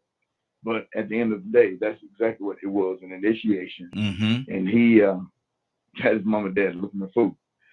I don't think that any parent should necessarily be held responsible because their child has a gun or got a gun. If it ain't my gun, where did he get it from? Children do what they do. I raised my children, you raised yours. We did the best we could. But I'm so glad that scripturally it says the sins of the children should not be passed up to the father, neither the sins of the father passed down to the children. Everybody has to bear their own burden in the heat of the day. Come on. So that's what I have to say, man, as it relates. I'm so sick of this gun violence and this stuff going on. It's just making me sick. Absolutely. But I'm a firm believer, and I tell you and anybody else, I myself am a firm believer of the Second Amendment. And the reason I have a weapon is to protect myself, my property. That's good. It push come to shove my family. Absolutely. And I know you heard about what happened here, the young man at the gas station, man, lost his life by some heinous act of some stupid children. And the guy got caught in the crossfire, and he's dead, 28 years old, 18-month-old baby, him and the girlfriend sitting in the car. Yeah. And those were gangs. Those were kids, man, who don't even know what life is all about yet. Wow. Wow. So my heart goes out to all that are involved, the families of the young gangs, the family of the young man that was killed. Absolutely. It's Absolutely. really Good crazy. deal. Good deal. 508-924-3521. 508-924-3521. Give us a call. We'd love to have your input. We got a caller from the 601 area code. 601. What's your name? Where you calling from? Good morning, Kings and Queens. This is Rosalind calling from Mississippi. How y'all doing? Hey, Rosalind. How you doing? I'm doing wonderful. Good. Good. I wanted to give my opinion on the topic this morning. As far as the machines, the metal detectors, I worked at a correctional facility for 17 years. We had metal detectors, and when I recently left, we had machines where you step in, it's like an x-ray machine. They're going to look at everything. So as far as violating policy, yeah, they could have been violating my rights, but as far as protecting the correctional facility, bringing in contraband, etc., that's what they was cutting down on. So I feel like the machines, they work. But as far as like the kids bringing in guns, about 75% of the clients that I would interview at the prison, they were adults, young males, and they would say that they dropped out of school 6th, 7th, 8th grade. You know, 7th, 8th grade. I was like, we problem with that. And this was, I mean, not only like 20 males, this was like the majority of the prison. Wow. These kids are dropping out of school at a very young age. And I feel it comes from home. Like, it's coming from home. You know, I have a gun in my house. My daughter knows it's in a safe. She knows, okay, Mom, I don't touch guns. You teach your kids, don't touch the gun. You know, and I'm with everybody else. If you approach me in that type of manner, he had every right to protect the staff. When he did that, he was protecting not only himself and the people that was around him, he was protecting the whole school. Yes. Students and all. So you suspended the coach. So the student has the opportunity to come back to school this morning with the same opportunity to have the gun again. That's my opinion. Wow. Rico, I saw you react. I saw you, and I definitely, Rosalind, thank you. I definitely appreciate that. Hold on, sis. We're going to come back to you. Rico, what's on your heart? Oh, I was just, that part, I didn't know they was letting the student come back to school. I thought he would have been expelled too for having a gun on school property. But it's proven that he had a gun? Well, No, it's not proven. It's proven that there was two. They say it was two guns, and he had a hand in it.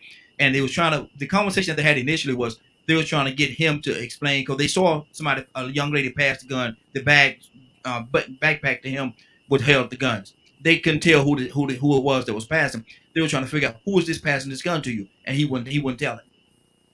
But so it's almost confirmed that the guns were there, but he just wouldn't tell who passed it to him.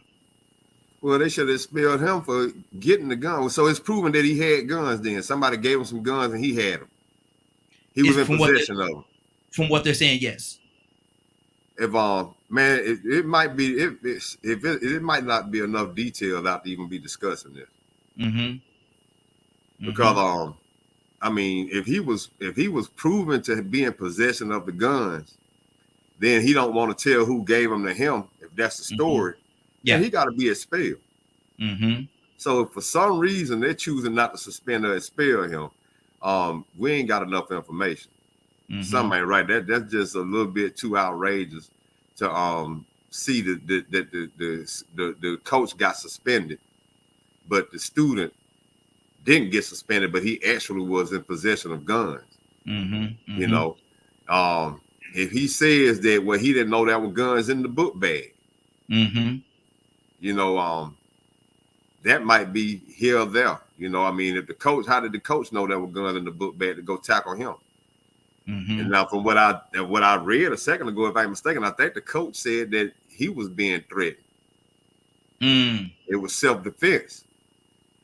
Well, I think that part was when when the guy, excuse me, when the guy attacked him, because the young student attacked him first, and he said he was defending himself from that attack. Oh, but man, yeah, he attacked him, man. He got some guns. Yeah. Man, yeah. I mean, yeah, that boy should be expelled, man. I mean, you know, yeah. I mean, I don't. Like I said, once again, the discussion shouldn't even be an issue. Now, don't get me wrong. Maybe they're doing that to the cop because it's the procedure, and they do that with policemen. Maybe he's suspended with pay. Maybe I mean, you know, when we were in school, sometimes we had to fight to defend ourselves, but we got the same suspension as the instigator. Exactly. You know, so sometimes you have to deal with. You just chalk it up and say, okay, that come with the territory. I take this little suspension in this pay, but I save some lives. Maybe, you know what, the cop might not. I mean, the coach might not even be tripping. We might be having a discussion, and the coach might just be sitting at home like, man, why are they even talking about this? But now, if the boy ain't suspended, maybe that's the reason why we having a conversation. So, is that the question? Is it the question, should the boy be suspended or not? But the cop being suspended, you know, okay, if that's what the policy calls for, that's what it called for. And he probably just saying, okay, I'll deal with it. Just like the football player from the Falcons. Yep. Bet $1,500. Okay. Yeah, I was betting. It was only $1,500, but it was betting. And they can use the rules the way they want to. And according to the rules, they got me. So I'm going to go ahead and suffer this little suspension. Have fun. You know? Exactly. But I believe the biggest problem is the mindset of what's going on in the environment and the fact that the school isn't a safe haven anymore. Funding. Really what it boils down to is funding, because you don't hear about this going on in private institutions. You don't hear about gangs. You don't hear about guns. You hear about certain things that get swept under the rug, but for the most part, they still know about it. You know, they'll know, okay, this rape went on, and we're going to sweep it under the rug. Because they have that much control. They have that much security. As 2 schools in Texas got in trouble for withholding some sexual assaults. But they knew about it. Don't get me wrong, they still were wrong, but they had pretty much control over the situation where they swept it under the rug. But the thing is in most situations where a school has enough funding, they have the resources to put officers in place, have security cameras in place, and it's necessary. Because right now we finding people like Kendrick Johnson dead at school. You know, it ain't just school shootings going on. It's a whole lot of other stuff going on in schools. A lot of teachers having sex in classrooms, and we know that this is going on, this atmosphere that didn't exist in the past. So we need to put more technology in place, because things have evolved to make school continue to be a safe haven. You have to invest and fund these schools. They need the security. Absolutely. 508-924-3521. 508-924-3521. Charles, what's on your heart, brother? A few things, Max. You know, when we were in school, I know we didn't have cell phones. I'm going back and coming forward. We had ColecoVision. Remember that? The take our attention away. Remember the head-to-head Coleco? The teacher take it up from you. So I remember those in elementary school, and I think some was in high school also. By the time high school was done with that. But as for the argument about metal detectors, the metal detectors are there to deter. You understand? That's like a car alarm. It's there to deter. Yes, you don't know people who can beat the car alarm. You know people who are going to be able to beat the metal detector, but you're not going to have as many people beating the metal detector as you think, because it's just the technology is not rampantly out there. Not saying it's not out there. It's not rampantly out there. You have not had an instance yet today with somebody with a plastic gun in school. We've not had that. Because if we would have had it, that'd been all over the news. So, yes, I understand there are ways to make plastic guns, all this and that and the other, but the metal detector is a way to deter, just like the plastic book bags. That is a way to deter things. It never stops at all, but it does deter it. And if you deter it once, it does save a life. That's just how that goes. But as for, I think somebody was saying about, I might be wrong, so correct me if I am, make it harder or something like that for people to get guns. But it's never going to be hard for an illegal person for a person who wants to get a gun illegally. Yeah. It's only good. You're only making it harder for the person to get it legally. The legal way, yeah. Right, but you're never making it hard. The more stipulations you put on it, you're never making it harder for the criminal to get it. Because they're not going through the channels anyway. They're not going through the legal channels anyway, so they don't care about your laws. They don't care nothing about the laws out there. That's why they're criminals. You get it? So if you're making it harder for the legal person to get a weapon to protect themselves, that's not a good thing. That's not a good thing. And as for teachers and stuff like that having weapons in school, I'm like, man, they got to go through some super training stuff. Yeah. You get what I'm saying? They got to go through like training, like a air marshal style training. And that's hard stuff. For example, here in Georgia, Charles probably know it anyway. Here in Georgia, not long ago, they made it legal to have you used to couldn't have a weapon on you on private property, like at your job. They in the South, they don't want to change the law. You can have them in your car. So first thing I thought about was, if I get mad in here, I can go down to my car, get my gun, come back here and shoot the place up. Right. But most people aren't like that though. You know what I'm saying? So most people they're not like that. They're not gonna. Most people who have guns legally, not all, but most people, the majority, they don't think in that manner. And if they do, whether the gun is in the car or the gun is at home, it doesn't matter. They're going back home to get it. They're going back because most, like when the law was, you couldn't have it on certain campuses, like let's say like Kia. Kia has a big campus. Right. You couldn't have it on the campus or the post office. Remember, the post office, you couldn't have them. Right. They would go all the way home, come all the way back. And in their mind, they're thinking, this is what I'm going to do. So I think a lot of that goes by what you were saying about the rules and regulations that in the workplace or in the school that stops it from coming inside the school. Good deal. Good deal. Because I keep you right on that. I agree with you. There should be things that stop it from coming inside the school to protect the kids inside the school. And the ones who don't want to be inside the school need to be kicked out the school. Okay, hold on, Charles. Got to keep it moving, man. Got to keep it moving. Let me see. We got a couple people just called into the phone line. Let me see. We got Toya with a T back. Toya, what's on your heart, sis? Cassandra, come to you next. I am back. I don't know what's on my heart. I don't know. What's that I just heard about a regulation stopping me from doing what? What a regulation will stop me from doing? We talking about gun control. No, what is okay? So a written law about gun control and what I ain't supposed to do gonna stop me from doing what, or stop a person from doing what? Exactly. Oh, okay. It ain't gonna stop a person from doing nothing. See, again, we got to get to the root of the problem. We can't put a generalization on what a human would do. The unfortunate part is the spirits and principalities behind whatever it is. When we get ready to go do something, I'm talking about humans.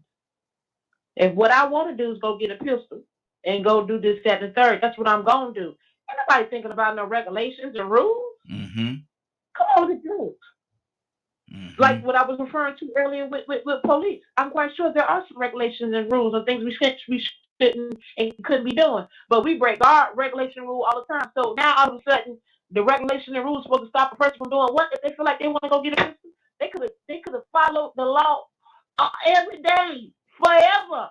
And then one day just decide, this is what I want to go do with this pistol. So we can't rely on the rules and regulations to so-called stop people from so-called going to do things, because history has taught us that laws don't save people. You got to save yourself. But let's get to the root on why some of these people might be doing this, or why some of these kids might be, or individuals are going to get these weapons to want to hurt other people. And when we start to think about and reflect, although it's not an excuse, because I don't do excuses, right? When we look at the root of the problem, of the anger that's inside these people that want to do these things, what's the issue? Is it bullying? Is it culture? Is it influenced by something? You understand what I'm saying? Let's get to the root of the problem to see what makes an individual want to do such. But see, this is a way of life when it comes to guns.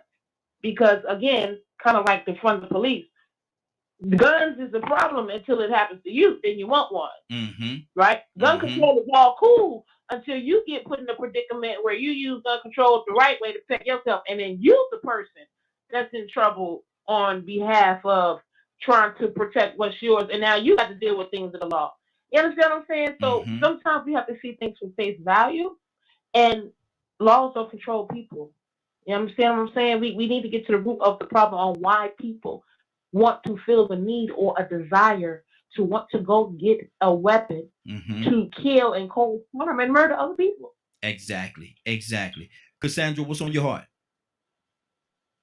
Yeah, first, thank you, Toya, for what she just said. But Rosalind really struck a nerve with me because I work a lot in the prison system. Mm-hmm. She is exactly correct. There are a lot of those young people in the state level, federal level. They did not finish high school. Most of them Mm-hmm. did not finish high school, and with that not finishing high school, that desperation to make money comes in, and I think that's why a lot of these kids are school. But I definitely believe that we have to find a way.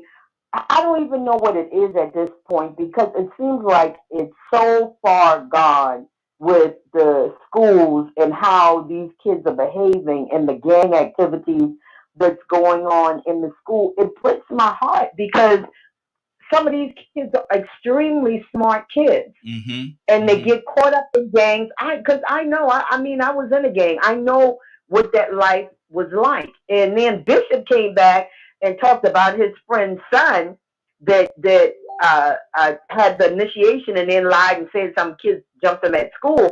I understand that because to get out of my gang, I had to fight two of the baddest girls on the thing. The things the kids go through now, man, it will mess you up. You be like, no, they don't do that. Mm-hmm. Girls having trains run on them. You know what I'm saying? In high school, mm-hmm. in middle school, having trains run on them by boys. What mm-hmm. the heck?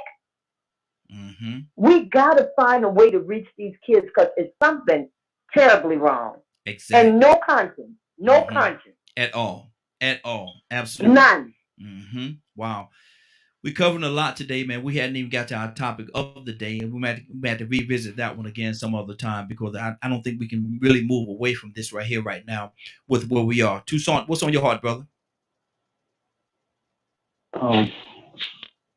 The hardest thing about all of this, and it's just me, they see policy and procedure all the way out. And then they visit the different policies and procedures set in place. So sure enough, the coach did what was best. Mm-hmm. But the policies and procedures are still in place. So according to policy and procedure, mm-hmm. you go home. Yeah. Wow. I'm pretty sure he knew that. Mm-hmm. See, mm-hmm. some people don't want to take that risk in trying to do the right thing to help their community. He's a community worker. Mm-hmm. Which a person, probably a coach that cares. Yes, absolutely. Probably had a good relationship with the boy in the first place. Mm-hmm. Probably had a talk with him before. But these kids, they will try it and push it to the limits. Yes, sir. And see, this activity, this communication that they have with each other, it's not like, I don't know, I can't figure it out. It may be just like somebody said, we're saying now, it might be we just guessing. I know we're just guessing and trying to figure it all out because we can't figure out what to do with all this stuff that's going on in our schools and in mm-hmm. our community with our kids, with children that don't have parenting. Parents that say, look, before you leave this house, I want mm-hmm. you to know that you better not do anything yep. to embarrass me. Absolutely. Rather than when it all said and done, the other thing that will happen is the mama or the daddy or the parent or the grandmother probably or somebody else that even not even the child's parents going to the school and raise hell. Wow. Because they don't care nothing about policy and procedure. The thing about it is at the end of the day, they'll say, my kid didn't do that. Not a kid standing up there, because this is probably his first time. They didn't try that. However he figured. I'm just saying, because these kids, they'll do that at church. They'll do that they'll do that anywhere. Because they feel like we stupid. We some stupid people. The way that we do, we just don't. We take too much. You know, y'all too much. Y'all too extreme. But they're extreme. And after this, to calm them down, you know what we do? Take them to the mall. Yep, exactly. Take them shopping. Wow, good deal. Ain't that crazy? That is. Let me go to my phone line. Public citizen. Good morning. How you doing this morning? Good morning. I'm doing all right. Pretty early out here in California. Yeah, I think everyone has identified the problem. I don't know that we've named it. I think it's poverty. It's, sometimes it's economic poverty, but the bigger thing is it's spiritual poverty. People just aren't connected to their, being a human. People forget how to love each other and all that good stuff. People lost their values. We elect a clown to be president of the United States, who's I'm not talking about Biden, I'm talking about Trump. Who's a serial liar, just a total scumbag, and we're supposed to, act like things are normal. Things aren't normal. Things are not normal. I'm a teacher, so we have a lot on our shoulders, and I think the system needs to improve for sure, because we have so many dropouts and all this stuff. Schools can do better, but we can't do it alone. There's so much going on when kids walk into the class and they have all this baggage. So we need to start, like Rico said earlier, the system's rigged against regular people, and it's sort of a conspiracy to keep the system going. You can't have the people at the bottom, you can't have them rise up. You need somebody at the bottom. So I don't know. I'm not sure exactly what I'm trying to say. I guess my point is that we need to evolve as people and learn to love each other. Exactly. Good deal. Let me go back to Rosalind. Rosalind, are you with us? Yes, sir, I am. Rosalind, just thinking back. Let me ask you a question before you do. Let me ask you a quick question. Based on what you said earlier, do you think there's a connection between uneducated, because you said a lot of the people did not go past the 6th or 7th grade or whatever? Do you think there's a connection between that and being incarcerated? Is there absolute connection between that? How do you associate that with them being incarcerated? Well, you have the younger, they can't read. They can't write. Once they get to prison, it's basically over with here in Mississippi. I mean, you basically on your own. So if you're in prison, I mean, first of all, you came off the street. You dropped out in the 8th grade. You can't read. You can't write. So now you're a bunch of prisoners that they have to teach you. You're basically coming into prison to be taught by other men, by older men. So if you have the opportunity to get out, you're basically going back to the same thing. I mean, because once you're in prison, you're not in there getting rehabilitated, of course. You're basically in there fighting, trying to get out. You know what I'm saying? So being educated before you go into prison is very, very important.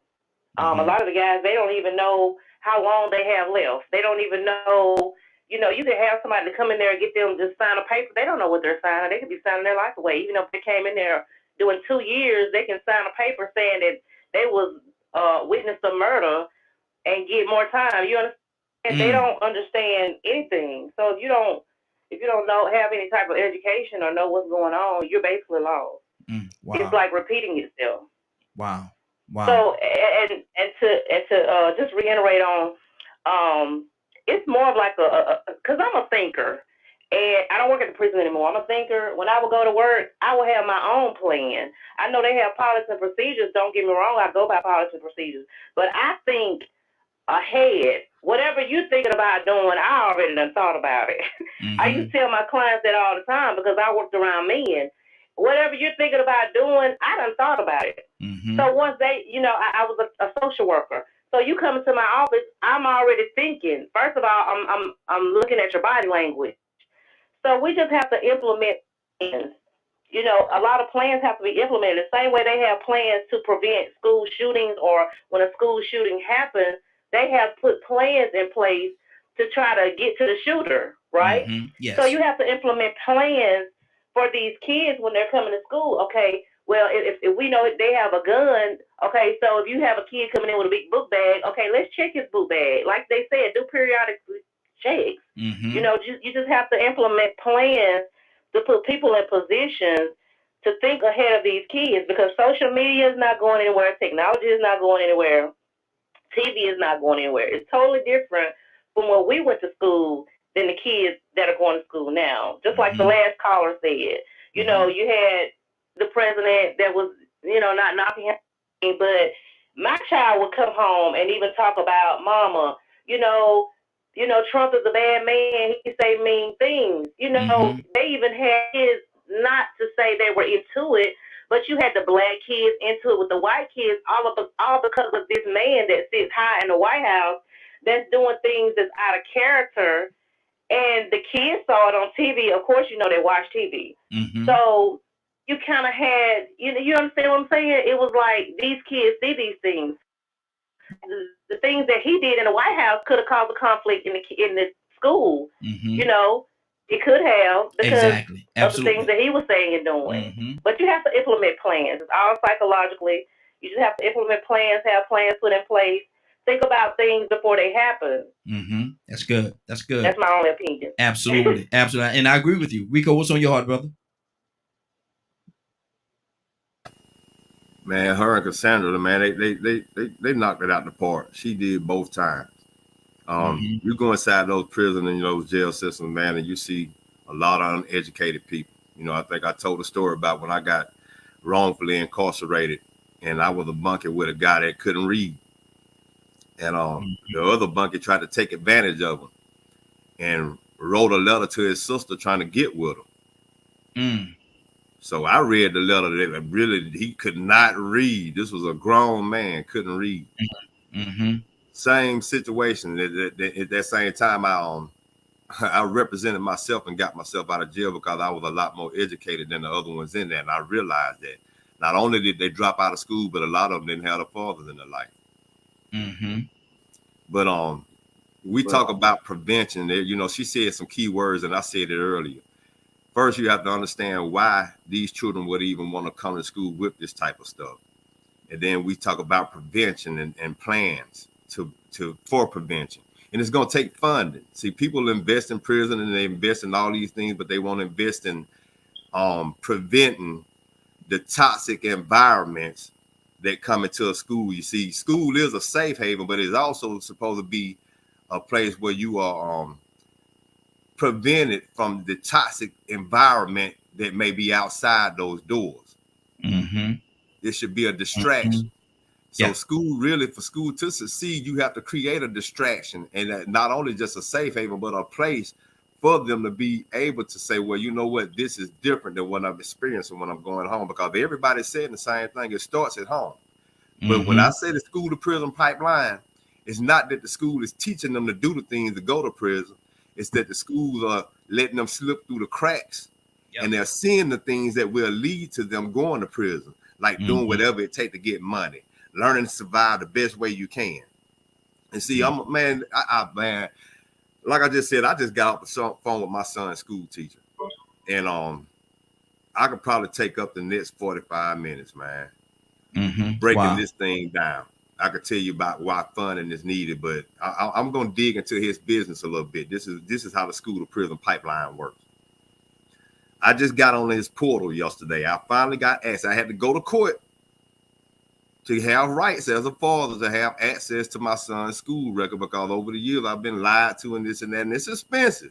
It's expensive to earn that right to be a father. So I did it. I got on that portal yesterday. Finally, it worked. I saw grades, man, it made my stomach hurt, because I already know with grades like this, ain't nothing coming but death or prison. And you've been lying to me. To a certain extent, I almost been taking them to the mall. Because I don't have an opportunity to talk to him and do for him. So when I do talk to him, I try to give him what I can so he can fit in, because he's living in extreme poverty mentally. So now we talk about it starts at home. There's a lack of standards and values. So they have to try to get those standards and values from school. And they have to try to get it to make so much of an impact that when they go home, they still have hope and motivation in school. They see hope and drive, but school is not being invested in correctly for that to happen. So I go on the portal and I see the grades, and then I go and I look at the absences. They're on a 9-week schedule, 4 quarters. I ain't gonna tell his grades because it hurt my stomach. It's embarrassing. But he had 16 unexcused absences and 5 tardies.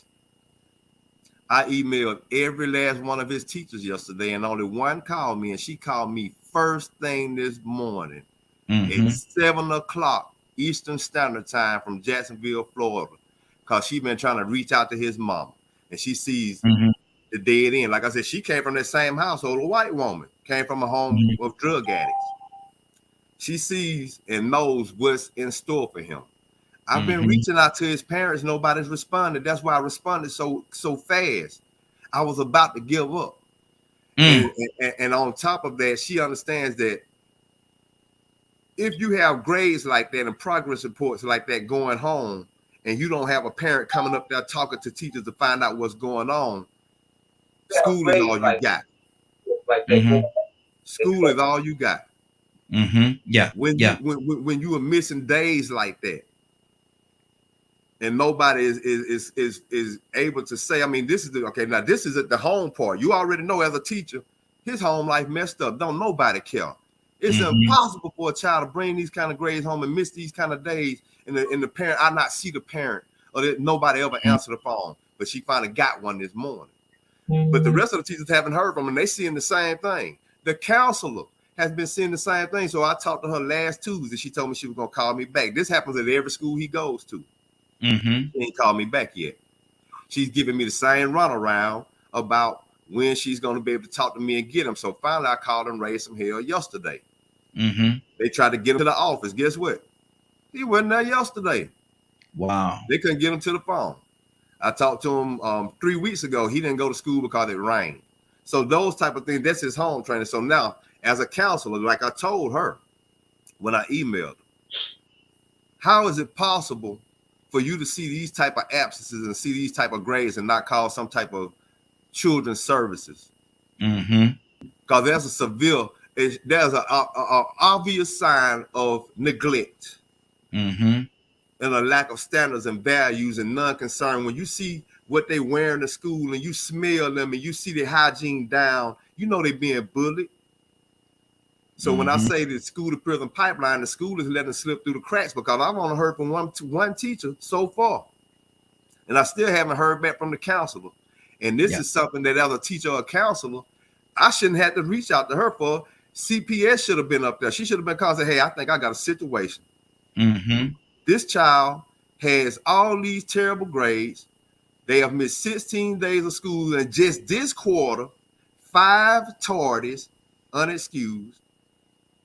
And I can't get in touch with a parent. He may be living on his own. But guess what? Ain't nobody called CPS. And had I not got on that portal yesterday and went to court to have access to my son, I wouldn't even know this. Absolutely. I wouldn't talk to that teacher. So it's some funding that needs to happen. It's some it's programs need to be put in place. It's school policing. It truancy needs to be observed. You got kids missing school, making grades like that. Call children's services up there and have some counselors come up there and pay them to see what's going on, because if you don't catch them then, like Rosalind said, by 14 or 15, they out of there. Exactly. Let me go. Actually, we got Rosalind back on. Rosalind, what's on your heart? Just reiterating what Rico said. You have to show participation in your students. In your kids. Mm-hmm. I'm kind of dealing with the same thing Rico is. I think me and Rico might need to get together and try to do something. But anyway, just dealing with, if you don't show concern in your kids in the school system, they will just throw them, just act like, okay, well, if they're not checking on their child, then why should I? Mm-hmm. Because you have a lot of teachers that they're not there to teach, they're just there to get a paycheck. Yeah. The same way in the prison system, you have people there, and now I promise you, I don't have anything against, I don't call them inmates, I call them returning kings now, because that's what they are. Inmates, convicts, all of that is gone away. I am an advocate for returning citizens. I love working at the prison, but I had to leave because it was starting to get to me mentally. But work hand in hand, like Rico said, with school and prison. They're putting more into prison than they are to schools. It's crazy. It's like it's setting itself up to, it's like a cycle. It's like a cycle. So it's just all a cycle. It starts from the top, from the government to the people that's in office, and it starts from voting. Like we're putting people in places that have the authority to put these laws in place, to actually make things happen. So we have to get out and start getting involved and seeing who we're putting in place. You're going to have people that's going to lie to get in office, but we have to start doing our part to make sure, push these people. Hey, you said you're going to do this, do it. You said you're going to do that, do it. Exactly. And if you're not, you're going to get exposed, Exactly. That's good. Leonard, what's on your heart, brother? Just really listening. There's a lot of factors that come into play when people talk about the education system. And one, there's always a couple of things that come out.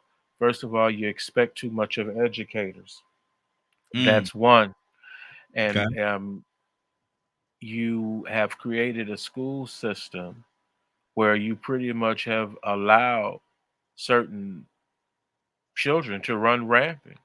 And then you get an attitude when somebody pointed out to you. You all went to the schools and said that you got tired of them calling CPS. And so they tried to work with your children, and it still hasn't gotten better for a lot of people. Like, say, for instance, I can't make you come up to the school. I can't make you return a phone call. You know what I'm saying? So I can't legislate your maturity. Only thing I can do is observe your behavior and come up with policies and procedures to address any issues. So one of my biggest things when it comes to the conversation of the matter is, I am not a person that's trying to force you to do anything. However, in order for your child to be here, this is what is expected. And if for whatever reason your child can't be here, that's your responsibility. Yes. As a parent. When somebody call you about your child, it's your responsibility to go get them. Now, say for instance, failing grades is not a reason to call CPS. Like, say for instance, you got folks now doing so much for kids in school, everything is a CPS case. Everything is a CPS case. Then y'all gonna come and say somebody's trying to take your children from you. So you're gonna have to decide as a community what is acceptable and what is not. And that's where the problem lies. Schools provide every resource possible to children with issues. But I'm not going to let them overstep their bounds no more than I would allow anyone else. There has to be rules and regulations. Yeah. Yeah. You know, if my kid hair ain't combed, you calling CPS? Really? So there has to be, I'm sure that there is a place, and this is when I go after school systems, is if they don't follow their own policies and procedures. And that's usually where I find them messing up, is the fact that, okay, well, it says you're supposed to do this, this, and this. So why didn't you do this? This could have turned things around had you followed this procedure that was outlined. Exactly. You know, you got folks, parents getting mad when you call them about your kid. I don't care nothing about you getting mad. This is about your child. And if you ain't here within a certain amount of time, we're going to call CPS and your child is going to be in state custody. How about that? Wow. But what I'm not going to do is sit here and talk about why you and his mom and his daddy ain't together, why they ain't got no money. No, I'm not. It's none of my business, bro. But when you come here, this is what is expected. If you can't do this, you can't be here. That's good. And all of this, really, remember, we started having a lot of issues when we got away from being as strict. And like, say, for instance, I believe uniforms and all. Remember when the uniform argument and everything? Yes. See, you kept weakening discipline. When they need it the most, you continue to weaken discipline. And you're wondering why you get certain behaviors. Good deal. Good deal. Let me go to Badger and Willa coming to you next. Badger, what's on your heart, brother? Well, I've been mostly sitting here just listening because I didn't want to say a whole lot, but I think it's about time for me to say something. Being one of those troubled kids in school, watching my teachers reach out to my parents, and due to some of the struggles I had in school, my parents pretty much calling the teachers liars and doing nothing with it. You know, CPS never got called or anything like that. I just ended up having to struggle most of my life. So I know there are situations where teachers are calling parents and the parents ain't doing nothing. What are they supposed to do then? You know, so yet in the communities and things like that, I always find it interesting how, I mean, this might be out of context. I don't know the proper word for it, so I'm just going to throw one out there. The selfishness of people just, it's their problem and just walking away. You know, it just baffles me. You know, if anytime I have a chance to help a neighbor or anyone, I do it. Be it with their kids or whatever. So I guess I'm kind of abnormal when it comes to that, because I view community is the lack of community is one of the biggest issues in our society, and it boils all the way down to school. So you have kids in neglectful situations that could have high IQs and all kinds of things, or it could be something else going on. The teachers can only do so much if there's nothing going on at home. And, you know, and based on their policies, they do the best that they can. And sometimes they just pass kids through because they feel like there's nothing else they can do. Wow. So, yeah. And I'm one of those kids. I hated school because of that. I wanted challenge in school. But my parents wouldn't sign off on anything because I couldn't do grammar. I could do calculus in 9th grade, but I couldn't do grammar. So therefore, my teachers were just pushing me through, and they weren't really helping me. That was my parents' excuse. Wow. So watching a teacher cry in front of you and say, "I'm sorry, I can't do anything else for you. It's up to your parents now." You know, it instills something in you. So no, I don't agree with the shootings, and I do think that metal detectors and stuff like that should be implemented to keep kids safe. Exactly. So is it an approach on the freedom thing? Yeah. they wouldn't have to do that if our communities had better health care. Parents were able to make an affordable wage where they wouldn't have to work 2 or 3 jobs every day and actually be home to be there for their kids. And there are some parents that don't need their kids at all. They ain't ready for it. Exactly. They don't do the responsibility. So there's bigger issues than just the school going on. The community is what makes a child. Absolutely. Not just the Absolutely. parents. Absolutely. 508-924-3521. 508-924-3521. Got another caller from the 601 area code. Caller, what's your name? Where you calling from? It's me. It's Rosalind. Okay. You just passed me. Oh, okay. I had to call in from another number. Yeah, I saw a screen. I said, hold on down. I ain't see that number down now. Willa. Good morning, Willa. How you doing this morning? Good morning, Raheem. Good morning, Morning Glow team. I was listening, and you guys went right back to the root cause of the prison system. But some of the reasons why the prison systems are the way they are. And just to make a comment about the school, and they was talking about, I think Rico was talking about somebody was absent like 16 days, unexcused absences. Remember those times when we used to have truant officers? Oh, yeah. During our time, I don't know how old everybody is. But we used to have truant officers that if we missed so many days, we had somebody that was coming home, knocking on their door, coming to our homes and calling our homes. Absolutely. Remember? Yes. So, yeah, you're exactly right. The schools, they've reduced so many programs for our children now. They don't have any system set up where that they would have some kind of success, especially, and I want to say in our neighborhood in Illinois. I want to say where I live in the area, because remember I told you my parents were very much a part of my education. You know, whatever went on in school, let me tell you something. My daddy and my mama was there. You know, we were part of the desegregation when we went from, I want to say, West Side schools to North Side schools, and we were bused to their schools.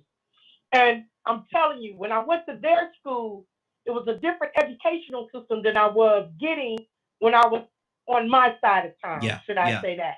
Absolutely. I mean, the education was so much better. I understood. So I went from 5th grade all the way up to 7th grade, because when I got in 7th grade, I told my parents, I said, I want to go back to graduate. I said with my kind. That's what I said. With my kind. So my dad, he obligated. He said, okay.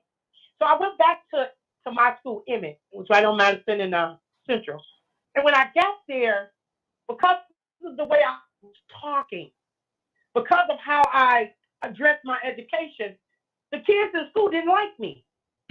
Because they thought that I was being uppity, because I was pronouncing words so clearly. I didn't sound like them. But once they got to know me, that changed, if you know my personality. But I said that to say that our educational system is failing our children. And a lot of people said it. We don't have any pre-programs. We don't have parents that really are paying attention, parents that don't really care.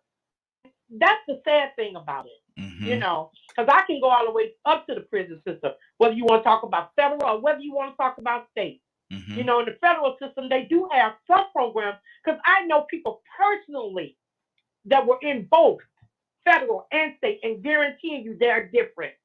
So I don't want to take a lot of time, right? I just want to say that I forgot, I don't know her name, but she had it right on target.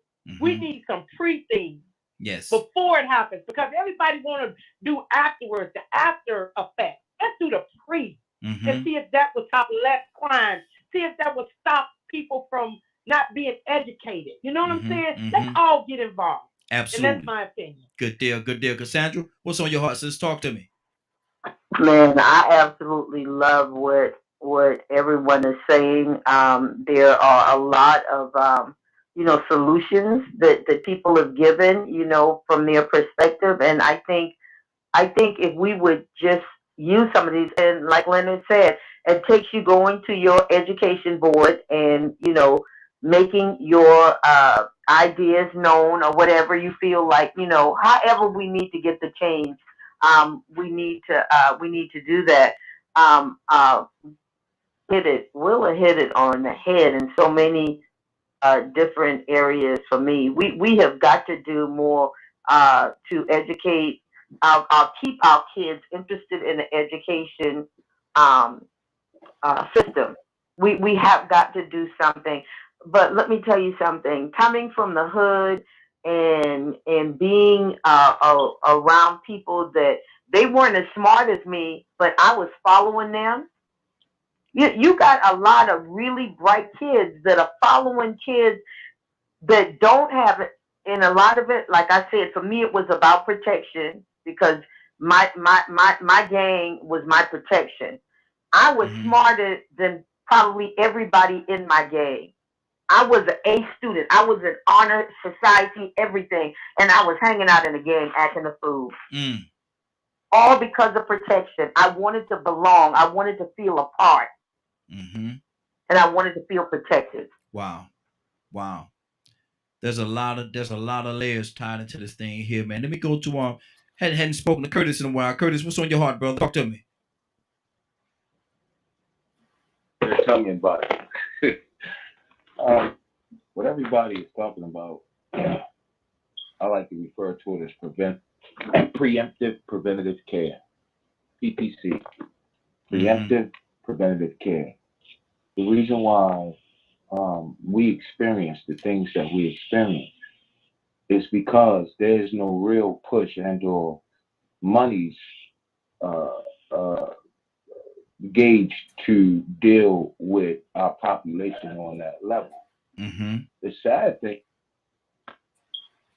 that very same money is spent on levels that we can't even fathom when you think in terms of DOD, the Department of Defense, the military. That's why our military is considered one of the best militaries on the planet, is because there's such a high demand to have preventative and preemptive strategic planning, preventive and preemptive strike planning. It's so that you're seeing ahead, you're seeing forward. Now, the reason why it is not being put out there is because what everybody is talking about is youth, adolescent, youth, young adult, and adult mental health concerns. All right. And when you talk about mental health concerns, you have to understand that the reason why it is not a strong push because mental health has no ceiling in terms of cost. See, all of this is about economics. All of this is about greed. It's about denying one access so that you will perpetuate the poverty of a particular group, culture, and or sect.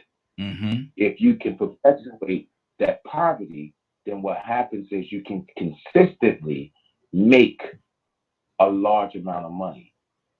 Prisons make a large amount of money. Yes.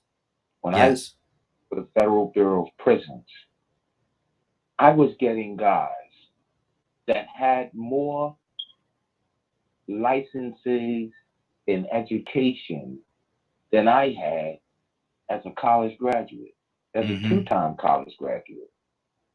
But the problem was there was no follow-up, or there was no aftercare, for example. So these guys came out with all these licenses and certifications, and they couldn't get jobs because guess what?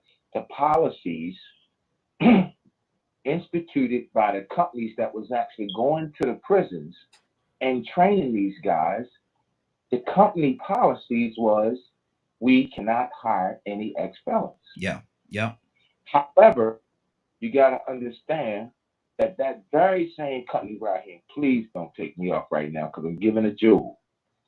You got to understand that that very company was getting or is getting what is called grant money from the federal government to come in and train these guys. Wow. So they're good enough for you to train, but they're not good enough for you to hire. Mm. And when you look at a mental health perspective, for those of us who are in the mental health and deal with these kids, I deal with them on a daily, consistent, and constant basis. 8 days a week, 36 hours a day. I caught that, Curtis. Go ahead. 8 days a week. What you have is, when you think in terms of mental health, if you pull out a DSM, right? Mm-hmm. Here's the slogan. Here's how I interpret the DSM. You can have one disorder that has a bunch of signs and symptoms, right? Mm-hmm. And a bunch of treatments. But those very same signs and symptoms are preemptive signs and symptoms for a whole other disorder. Or you can have one disorder that's connected to another, and that disorder is connected to another. And it's like a rabbit hole effect. Mm-hmm. Because the brain is so complicated. So what happens is we wind up spending large amounts of money because you got one doctor saying one thing, you got another. I'll end with this, Raheem. Mm-hmm. I have a client right now, homeless youth on the street. I can't get a no mental health evaluation. Guess why I can't get a mental health evaluation? Why is that? Because he's already being seen by one doctor, but she just went to the roof with that doctor. Mm-hmm. It's time for her to move on. Well, the doctor I wanted to see can't see it until the other doctor turn her loose. Mm-hmm. Now, she can do a self-verification, right? But guess what? She can't get the documents that prove what she's verifying because you got one doctor saying she got this, and you got another doctor saying she don't have it. Mm-hmm. So you understand the conundrum. But to me, everyone is talking about and speaking about it for us to move preemptively, start thinking about preemptive strikes to combat the things that, such as physical violence, such as if I gave a solution, I'll say this: stop letting the kids bring book bags to school. Stop. Burn copies of what you're going to teach that day. Let them leave the books at home. They can take the books, but take them home. Good deal. You need to study at home. We're going to go over this right here. Okay, gotta wrap it up, Curtis. You know what I mean? It's can be done that can alleviate the situation. Mm-hmm. We just can't get so finite. This nigga had us doing 18 hours yesterday. Say it again. What you say, Cassandra? Nothing. Huh? Oh, what you I'm say? sorry. What you say? No, I'm sorry. I was actually talking to somebody on the other line. Oh. Well, I heard 18 hours. Guess what? Most of us that's working in I knew it, man. I said, "Boy, she done hit that mute button or something by accident." I said, "She didn't mean for that to come in." I'm like, "Whoa!" You know what I call it? That just came from nowhere. You know what I call us people who work in health? You know what I call us, man? What's that? The direct. Those folks that work in direct care. Mm-hmm. You know what I call us? Call us the puffy combs of mental health. Wow. Because we more than sleep 3 to 4 hours. Exactly. Let me keep it going. Leonard, I need you to read this for me. Leonard, tell me what you say to this right here. We should have counseling readily available for everyone. That should be a priority. Why don't we hear more talk about that? Mm-hmm. What's on your heart? Well, I am not about imposition and imposing things on citizens. Mm-hmm. Help is available, but I know that sometimes there's like, say, for instance, let's look at from a young person's perspective. I can't do nothing with my child. You can't just take him down to the police station and drop him off. Mm-hmm. He ain't committed no crime. Yeah. So if the issue is parenting, you should be spending more time in your community working on parenting. Mm-hmm. You know, churches used to be good at it, at doing that. A lot of people turn to the church to get help. but you can't force help on people that don't want it. And I don't know why this is such a hard concept. There are certain people that are always that's gonna have to be fed to the beast. You understand this concept? Now y'all be trying to save everybody. I think that's where the issue comes in. And sometimes people can want something for somebody else that ain't none of their business. Everybody don't want you in their business. So for those people that don't willfully come, now you're dealing with people that for some reason are put in a certain position. That position could be school, right? So now you have to understand that what go on in your house, in your head, ain't rules in school. So you have to learn that. And then, like, say, for instance, if you go into, like, say, even if you go to a church, you can't go in church and do whatever you want to do, can you? Before somebody tap you on your shoulder. Hey, look at him, man. Right. So, you know, I hear people talking about things that are really personal in nature, but you're looking for the government to do something. When really y'all need to be sitting around talking to y'all kids. Y'all need to be talking to them why they not marrying them, why they making babies out of wedlock, why they doing. That's not a conversation that the government should be in your house conducting.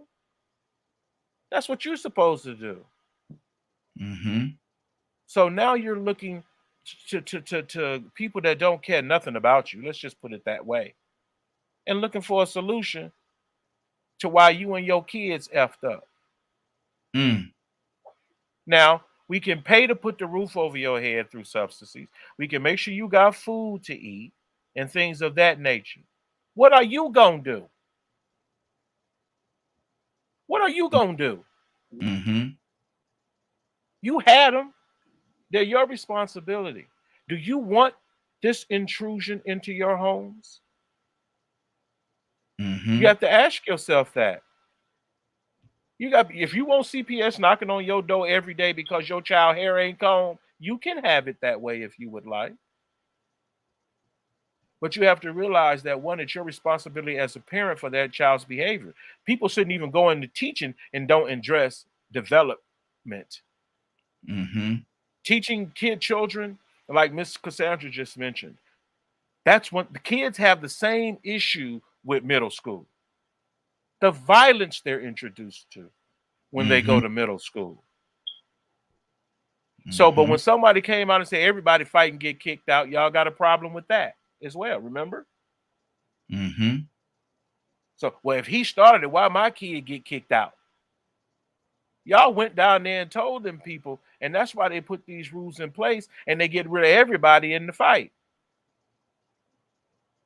It depends on, y'all keep saying community, community, community, and y'all ain't got nothing in common. Wow. 508-924-3521, 508-924-3521. Let me go back to Miss Rosalind. Miss Rosalind, what's on your heart? Rico, come to you next. Yeah, because Mr. Rico look like he ready to say a lot of stuff, but I'm gonna go ahead and get in front of him. Okay, just because I'm listening to Mr. Leonard, and I don't know if he's kind of directing the topic over to me and Rico, but anyway, just for example, my daughter, she's 7. She was diagnosed with ADHD last May, so started school in August. Kind of make the story short. Started school in August, so for the past 2 months, I told her teacher that she was diagnosed with ADHD. So yesterday, I'm just learning about a 504 plan that they have for kids with ADHD. Now, she could email me and tell me that my child was acting out. She could email me and tell me that, could you talk to your child about focusing more and being still more and etc. But I told you that my child had ADHD. But you couldn't tell me about a plan that they had implemented for kids with ADHD, that they can get the same opportunity than a regular child or a child that doesn't have, a type of mental, not saying mental, but why couldn't you tell me about this plan? Mm-hmm. So when I say that some of the teachers are failing, and she's black, let me go ahead and get out the way. She is black. But why couldn't you tell me about this plan that can help my child better? Because my child is very smart. She's very smart. She just has a time focusing in class because of the ADHD. And a lot of people, in our community, I'm gonna say that we don't address the issues that some of our kids have these problems.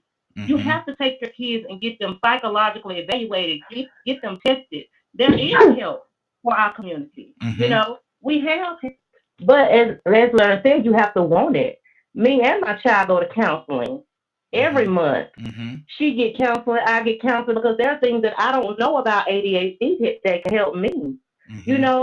But I am a good parent, perfect parent. This is my first child. I'm very overprotective. I'm very involved in her activities, in her schooling, because I want her to learn. And if I have to pull her out of public school and put her in private, I would do that. I'll work 3 jobs if I have to make sure that she's getting the same opportunity as other kids. But there are some teachers that they are not doing, and it's not her job to raise her. It's my job to raise her. It's my job to teach her at home. She's being taught at home first. But if there are plans at this school that I need to know about, I feel like you should know. Especially if I told you at the school, first of the school year, her condition. So I'm just now learning about this. And matter of fact, I'm on my way to the school as we speak to talk to the principal about this situation. I should have known about this at the beginning of the year when I mentioned to you her condition. Yeah. But I'm not going to take up a lot of time because I'm going to let Mr. Rico come in and talk. Go ahead. Let me address that before we move on, because she mentioned something that's very important.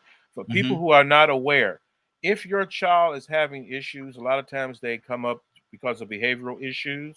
There's what is called an individual education plan for a child, and it's to address those things up front that folks can try to do to work with the teacher and the parent for parental support in the effort as well. 504 is a designated area of help for children with disabilities. So, and it's for those children who are disabled. And what is happening, that the issue is, in some school systems, children are not being afforded the proper evaluations. So one thing to look for is, does your school have a residential psychiatrist or something that they refer to for the evaluation, or will they accept an outside evaluation? If you know your child has a disability, that's upfront what you present to whatever school that they're going to, that they have that disability, for one. But there is an issue with schools, and parents have to be careful and work with the schools, because there is ADD, and then there's ADD, which is considered a disability as well. So if your child has a disability, that's a little different than a behavioral issue that could be corrected with maybe, say, 10 more minutes of attention on a particular assignment. Or you have other programs for young boys in our school system. When we in elementary had running club, and so any kid that can't settle down before class, guess where they go? Running club. That was one of the programs that they used to help kids who have a hard time settling down, because maybe your child has a hard time settling down. School is going to recommend medication if you choose not to do it a natural way. That's good. That's good. Yeah. Rico? Yeah, we've been on down this road before about parenting responsibility. And Leonard said something key. A lot of these things and programs are available, you know what I'm saying, if the parents want it, but you can't force the parents to do it. But the problem is the child shouldn't suffer because the parents don't want to do it. That's right. Then he asked the question, well, do you want CPS knocking on your door? Do you want these people in your business? No, not if I'm doing wrong. Not if I don't want to get in trouble for doing wrong, I don't. But if I'm that child in that household that's been done wrong and feeling hopeless and living in all this poverty, hell yeah, I want them in my business. I want them in all this business. I want some help from somebody. The whole time we've been talking, I've been on the telephone. I just got off the phone with Jacksonville Sheriff's Office, and guess what I got? Roadblocks. We can't do this. We can't do that. We can't do welfare checks. You have to check with the truancy officer. Oh, the school has to handle that. I'm like, listen, my son might be missing. I don't even know if my son dead or alive. I said, but I'm pretty sure if that is the case, you would want to say, well, that ain't our responsibility to do a welfare check because he's missed 16 days and ain't been to school the past week. You get what I'm saying? Yeah. And so, we have this system. We have this thing. Curtis hit it on the head, and I said it earlier. This thing called poverty. Imagine investing in a system that you can make money off of incarcerating criminals, but it's from a system created by you, because poverty creates most criminals. So now you create this system of poverty that creates these criminals and this mindset and behaviors through public, and then all of a sudden now you want to invest on the butt end of it by holding these people. That's what we're living in. That's the system that we're living in. You see, the safety net is supposed to be the school system. Yes. Because Leonard said it perfectly. If the parents don't want to do it, you can't force them to do it. But now, what does that leave the child without that access and that exposure, and that quality time, and that guidance? That leads him to that dysfunctional mentality that is in that home training. Because it does start at home. It does start with the parenting. But when it's wrong at home, where can they get it at? School is the safe haven. Public subsidies, whatever you want to call them, governmental system. Yeah, if the government needs to save children that are in households where parents may be molesting and touching on their children, beating on them, then the government needs to be involved. They made people get on child support. Yeah, exactly.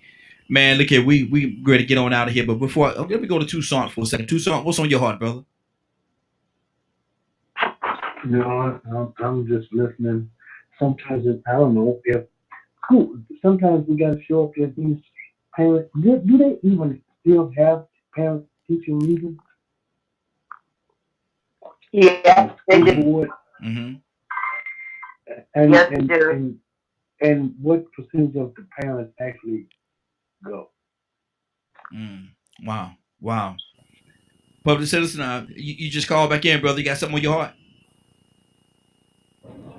Yeah, I just wanted to. Was that Willa talking about, or I forget who it was, talking about the 504 plan? So basically, okay. So it's basically legal protection for your child, so that if your child has a disability such as ADHD,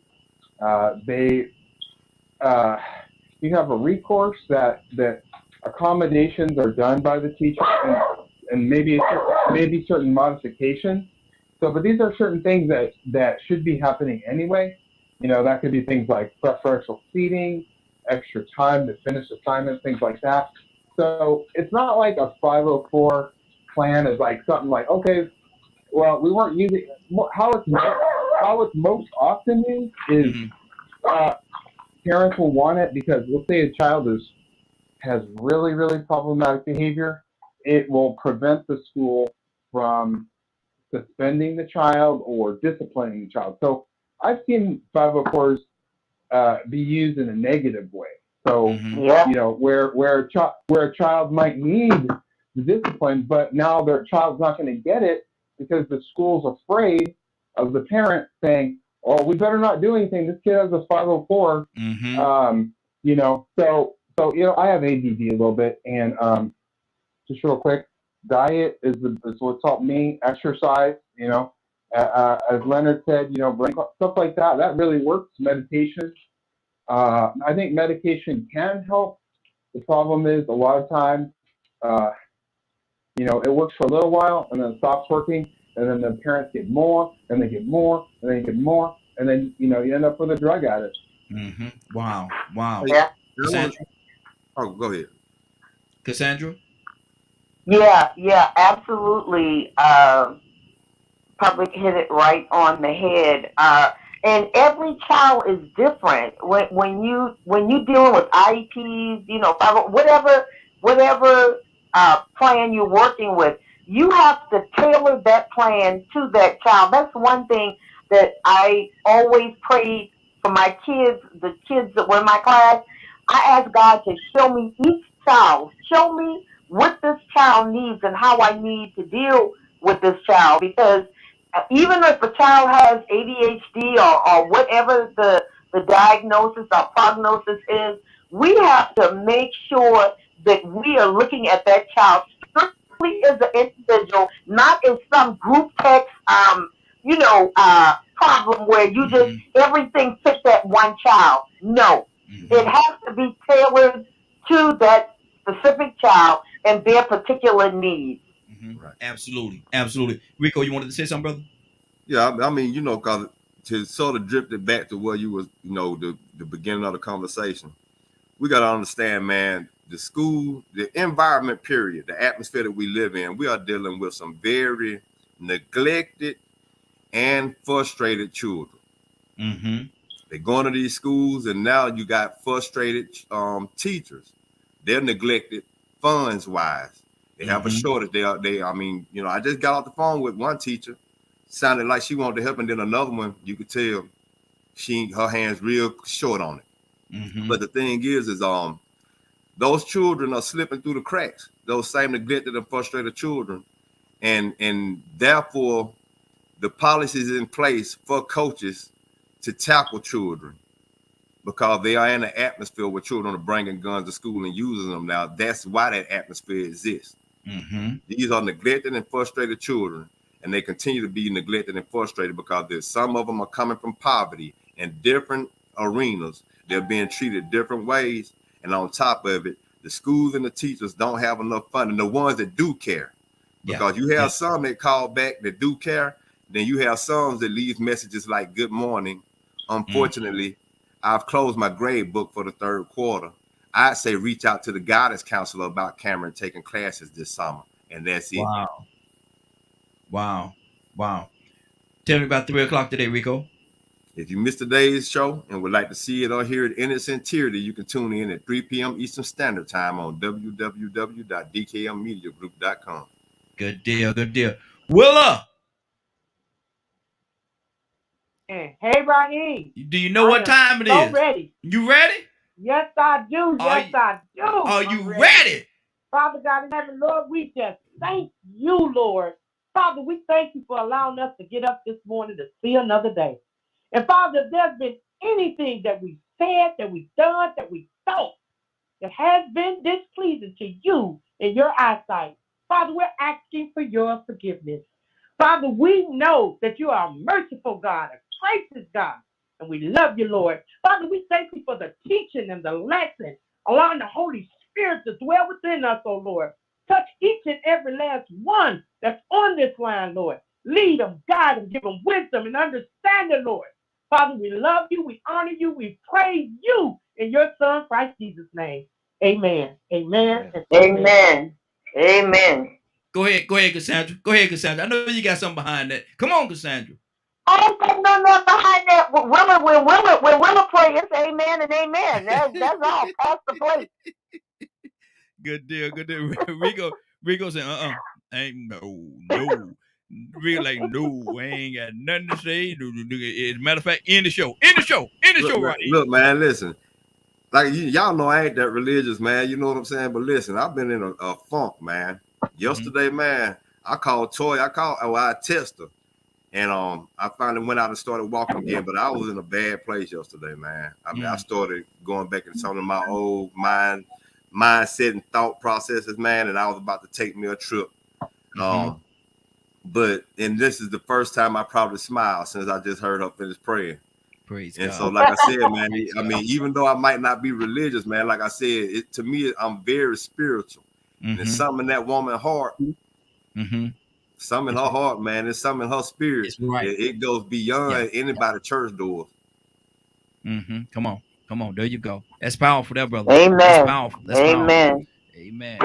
Listen, we got to get out of here today, man. Like we all feeling gooder. We feeling gooder than gooder. We feeling gooder. That's a word now. That's a word, y'all. We feeling gooder. Yeah, we are. Yeah, we are. Listen, I want to thank everybody for joining us. And more than that, I want to thank you for allowing DKM Media Group and Associates and the Morning Glow for being a part of your morning. It is now 10:09. You're about to exit the Morning Glow. But before you go, I want you to do me two favors, if you will. One, I want you to continue to pray for us because we're certainly praying for each and every one of you. Number two, why this is real simple. I want you to go out there, find somebody, and give them a hug because you never know. It could be the only hug that they get, or it could very well be their last. Love you, and ain't nothing you could do about it. Have a great day and a better tomorrow. And then we shine some of this light on you from the Morning Glow. Take it out there into this wicked and cruel world that we live in and let your light so shine. If you get an opportunity, give somebody some love. You just might find some love in return. Won't that be a beautiful thing? Have a great day. And please, please be blessed.